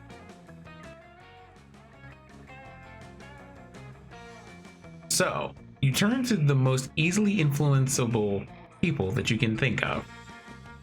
Children. You spend weeks teaching a royalty awareness class to a group of 6-year-olds. Your students turn in their final art projects, macaroni and crayon pamphlets explaining why the Vanderbilts have a divine right to rule the people, own all the means of production, and administer the death penalty with no checks or balances. The pamphlets are sincere and convincing, but you spend so much time focusing on the dangers of communism that you really neglected to focus on their spelling. Are these pamphlets even legible? God, children are such idiots. You stuff the pamphlets into the angel food cake. Right alongside Mr. Field the Eel's assassin, you cut your fingers on the raw macaroni and lose -2 creativity and -1 to fun. All right. Okay, so let's see if I can make a check of any kind. Let's just try one. Let's just try one. We'll go to the gym. Dodgeball! Yay! Many people fall during the battle. You can't take anymore, so you valiantly go straight to the other team's leader and start negotiations for a truce. After hours of intense diplomacy, you commit to an agreement. Yay! You gain +10 righteousness, but we're about to murder Miranda, and +2 charm. It's only been one match, you can see that Polly and Liam are already bored. Good morning, my sweet students. Marvelous, dear students and athletes. Oh, jeez. This match was great, but I know the remaining 29 matches will be even greater. Time to get that blood pumping and those heart rates going. Why do we have to do this? I don't even have blood or a heart. Also, I hate playing with balls. Do you, Polly? Most of the time. You're right, Paulina. Physical exertion is for lesser beings with no conception of how to properly while away the hours. I'm not sure what you're saying, unless you mean you're down to help me skip this bummer of class. Indeed, but we need to do it cleverly so as not to get detention.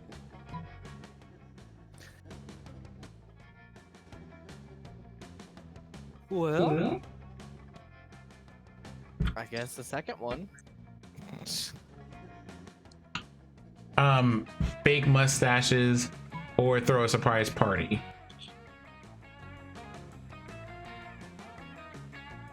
Which one do we want to go with? On the first one. Huh? Or the second one is what I would go with. Okay, let's try this and see how it It goes. was fun. Yep, it was creativity. Mm.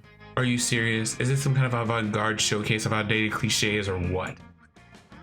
Shut up, Liam. There's no time. Operation Fake Mustaches starts now. You quickly realize I probably totally misunderstood the plan. He takes the 3 mustaches and goes directly to Coach. What deviated train of thought is she following right now? Hey, Coach, we don't want to play any more stupid dodgeball matches. Please accept these 3 premium mustaches and stop this whole ordeal. Oh, Paulina. What an adorable offering. What an exercise of free will and naive rebellion. I can't say no with such courage and sincerity. You know what? You win. No more stupid dodgeball matches. Instead, we'll play 29 super fun super dodgeball matches. What? What exactly is the difference? Well, it's basically the same, but you see, the name sounds better, right? So it'll be a lot more fun to play. Great. In the end, Super Dodgeball feels exactly the same. Bad. You lose -2 fun and -1 boldness. Let's do this. What? There is so much hate in this chat for Miranda right now.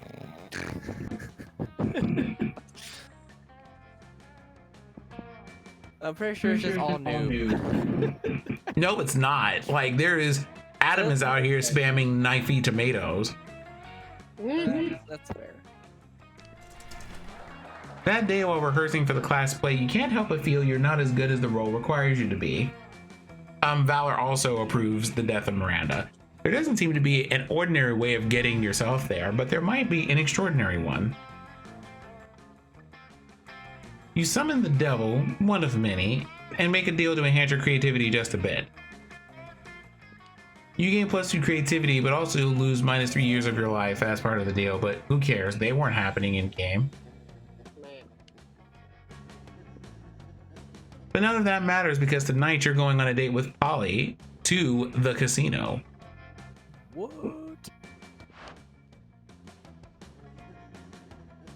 Yeah, I love casinos. They combine my 3 greatest loves. Bad life choices, risk, addiction, and getting fucked up. Wait. Did I say the 3 greatest loves? I meant 3 The number between 3 and 5.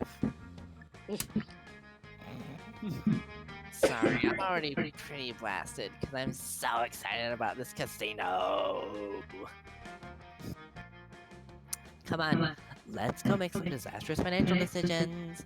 Show me how fiscally irresponsible you can be, baby. You heard the ghost. What you gonna do? Wow, okay. The reference. Can I point out that she is not translucent in this picture, which furthers my theory that that jacket has a zipper in the back. But her whole body's not translucent here either. Her whole body's not translucent in that picture. Only her top half is translucent, like her face and her neck. It's only her midriff that you.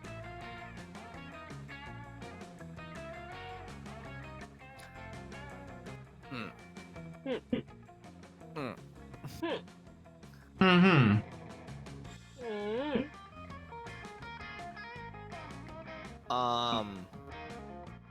So this one has to be bold. Does it though? Does it though? Bet your life on it. No, that one's. Maybe the first one is smarts. Because statistics. Yeah. I don't know. Nope. Did we look up options? Did we, you know, something y'all didn't ask me, so it's none of my business. I'll just narrate. You strut over to the blackjack table, toss a massive pile of chips at the bewildered dealer, and ask her to put it all on red.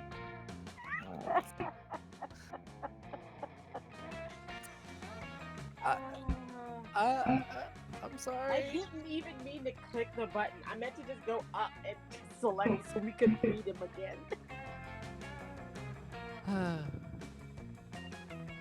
Oh No, my no, god, listen that's to me. brilliant. Half the cards are red. You should win half the time. No. A look of panic crosses the dealer's face as she realizes the genius of your bet. She activates an alarm beneath the table. Before you know it, you're being dragged off to an interrogation room where you're asked nicely to reveal the secret of your revolutionary blackjack system. What? Okay, it's pretty neat that you managed to get detained after your first bet, but I'm getting bored in here. I'm gonna go make out with a stranger, okay? Bye. Polly faces through the walls. There's nothing you can do to stop her. By the time the goons are gone and through with you, you lost 2 fun and 1 money. Well. The problem draws near. Here we go. Sure. Prom. Who am I asking to the prom? I should say I'm asking no one because there's literally no one it's a good idea for me to ask. Really enough, I feel like I could get away with asking Polly. Well, smarts and boldness, who would that be? I don't know if I don't know if that combination exists. Of smarts and boldness? Maybe Damien? No, Damien is fun. Damien is fun and boldness with more boldness. Polly is also fun and boldness, but with more fun. Yeah. Yep, like basically Damien and Polly are each other but reversed. Okay. Let's get rejected by Vera for some reason. Okay. Alright. All right. You lose a fair chunk of favor. That's no one. Okay. Yep, this is the one where the game reads me for filth. That's no one to problem because you told yourself you didn't need anyone. And you know, on a theoretical level, that's completely true, but it seems like a way of avoiding potential rejection. We all fear rejection, sweetheart, but it's a part of life. Victory is for those who try, and you have it. Prom night is here. You can't help but wonder if you had a chance with any of your classmates. Those who fail have at least tried, and you... Tonight, you failed in your own way without even trying, which has some kind of twisted merit in its own right. Doubts will haunt you until the day you die. Prom is a once-in-a-lifetime opportunity, and now it's gone. Oh no, wait, this is a video game. You can try and play anytime you want. Lucky bastard. Let's do this. You finally pluck up your courage and ask your beloved to go to the monster prom with you.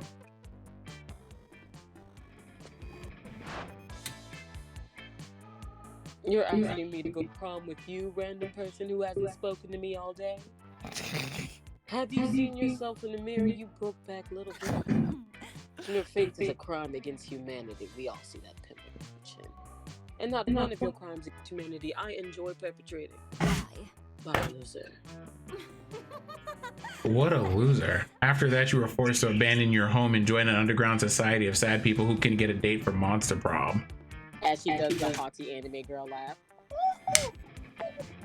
Mm-hmm. Which is a fancy way of saying you had to live the rest of your life in the fucking sewers. Gross. Let's go. And now, wait. Do not Alright. click anything. I won't. We are now paging perpetual nude. Repeat, paging perpetual nude in addition to any people who wish to see Miranda's untimely demise.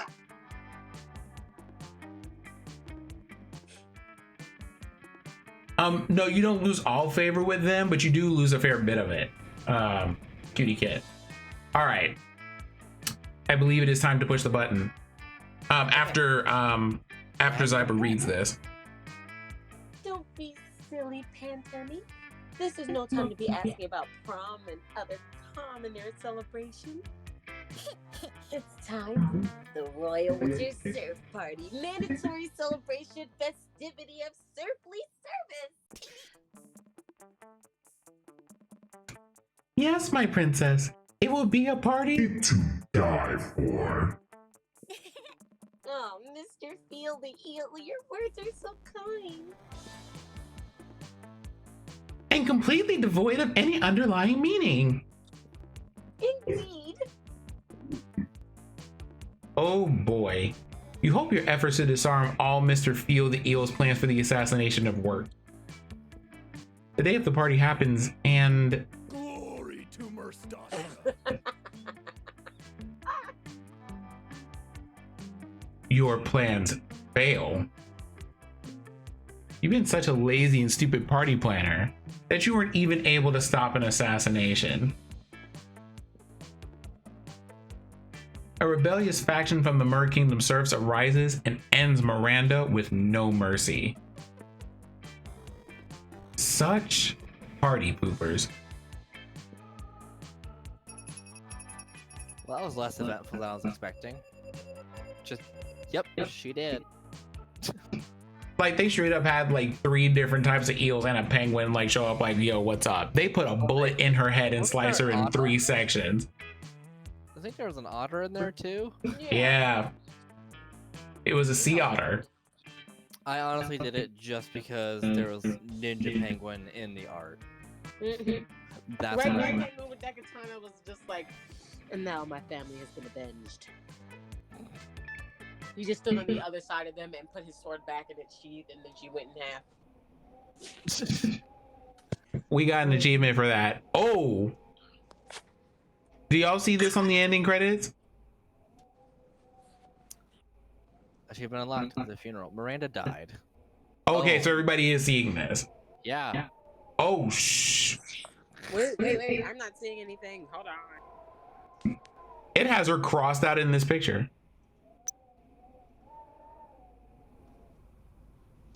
Oh, yeah, it does. It doesn't even have ending credit Okay, yeah, music. my computer's Oh, not shit. working. Now it's- Miranda died. It was hard to deal with. It reminded you that life is something precious, always to be cherished, as you never know when it will be gone. There was a lot of discussion about the Mer Kingdom coup. Nobody could deny that the Vanderbilt crown has always imposed a violent tyranny over their kingdom while ruling with an iron fist. They've caused suffering to many, and you caught yourself more than once thinking that Mr. Field the Eel and the rest of the rebellion made a valid point, even though it was through extreme means. And Miranda wasn't free of guilt. She was always prone to be merciless toward her subjects, who seemed to be less than sentient beings to her. So maybe the coup was the last desperate cry for help from people who deserve freedom and justice just as much as anyone else.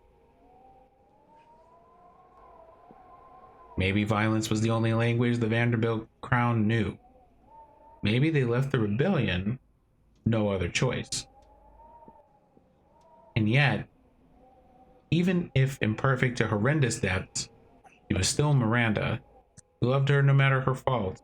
And then all of a sudden, she was gone. And yes, her death might have been for the better of the Mer Kingdom massive, but miss her.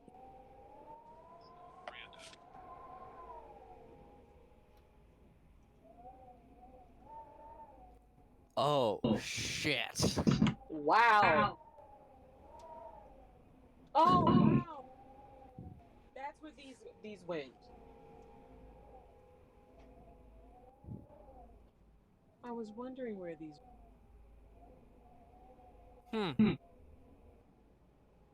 Ooh. Oh.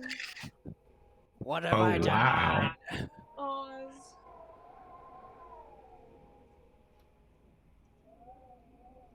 Aw, Valerie and Veer are holding each other. Ooh. The interdimensional crystal. Oh, coach. Y'all are gonna have some problems with this whole thing. Y'all, I actually look upset. Polly. What? Polly. Okay, this is too far. And Dahlia. Am I going faster than y'all, or are we going the same speed? We're about the same speed. Okay. Oh no! Oh, David, he has a thing one. No!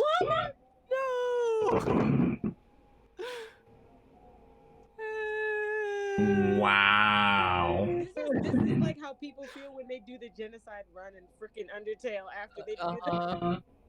Like, oh no, her family. Wow, this game though. Fuck. Right? They were just like, ha ha ha, we about to fuck up your feelings though. I'm glad we got this one out the way, so the next time this comes up, it could just be the happy one with all the party pictures. Because I actually don't like this. Well, here's the question. How does that... She died in 2018? Yo. Oh, that's when this update came out, I guess. 24 images in the gallery. I got 19. Jesus. Well, Noob, funny enough, of her family, she seems to be the one that, like, although she references other things that her family has done, she seems to be the most genocidal of all of her family.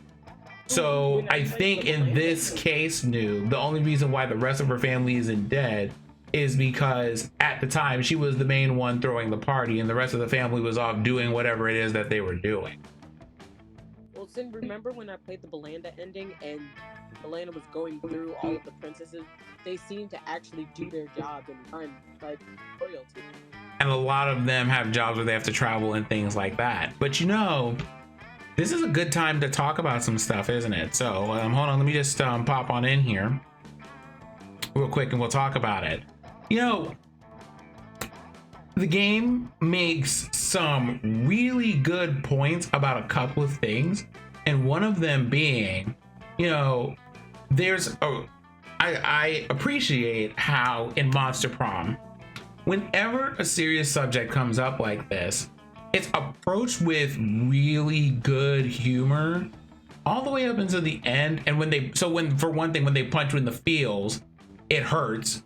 But the other thing is, they always take the time to share, like to have you know, I know that these things are funny and stuff, but we need to have some real talk TM about this subject.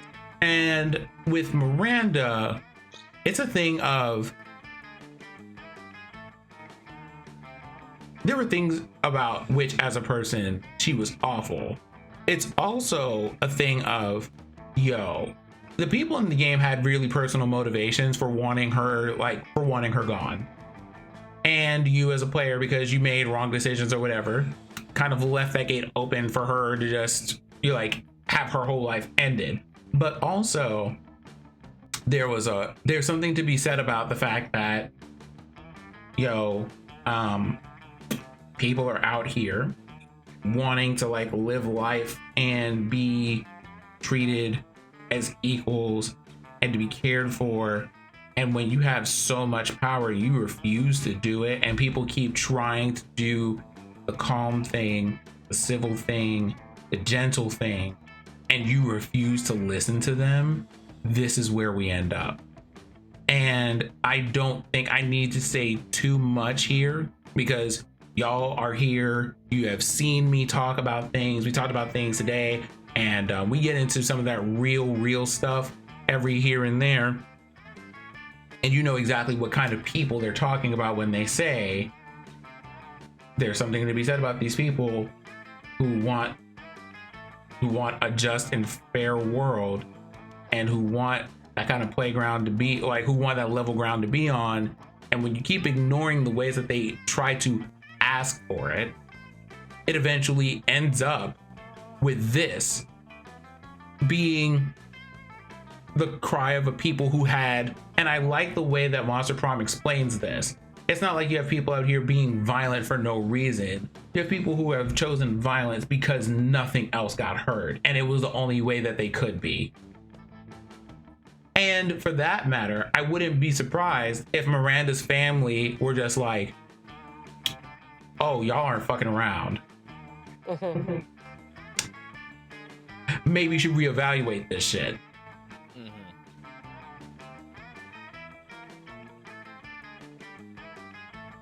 And I appreciate the way that Monster Prom doesn't go, hey, the eels were the heroes in this scenario.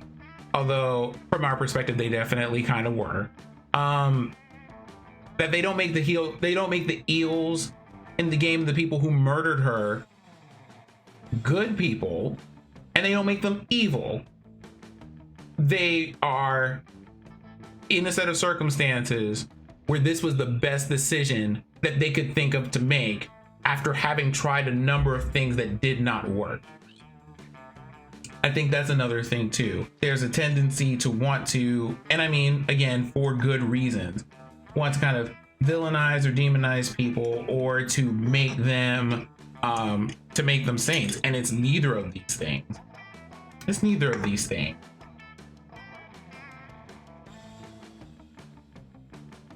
And I appreciate that. Now, that being said, the next time we have Monster Prom Day, I think we're out of all the sad endings in the game. So everything else is just kind of feels heavy but happy, or just generally happy and lighthearted. Okay. And I have a now personal mission to get the other ending. Yeah. For that. Because there is an ending for this where you play through, but you're able to stop the eels. If you get the mind control classes, you get to stop the eels. from doing the thing where she dies and it ends up being, hey, surprise, we're having a party. So if that comes around, we'll see if we can possibly get that ending, but also, you know, words to the wise are in this game for the people who want to listen. In any case, I believe on that very, very somber and heavy note, we will be back here tomorrow evening. Thank you, Mr. Valor, for coming by as always. I shall be here tomorrow evening because that is the thing that I do on Tuesdays. Now, depending if a certain DJ shows up, we'll be throwing a rave. So we might be throwing a rave. That might be a thing that gets us on and popping. But in the meantime, we are going to take a travel. We're going to take a trip to the west coast of the country, where a certain lovely young lady by the name of Seven Deadly Sins is currently playing the Final Fantasy VII Remake. So we're going to drop by, we're going to spill the tea in her chat, we're going to say hello and show her a little bit of love before we go our varying ways.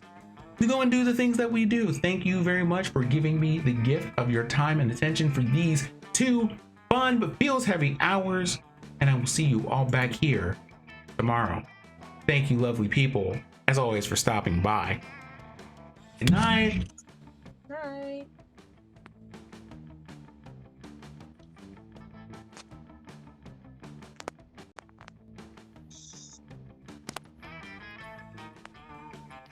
This is rating of the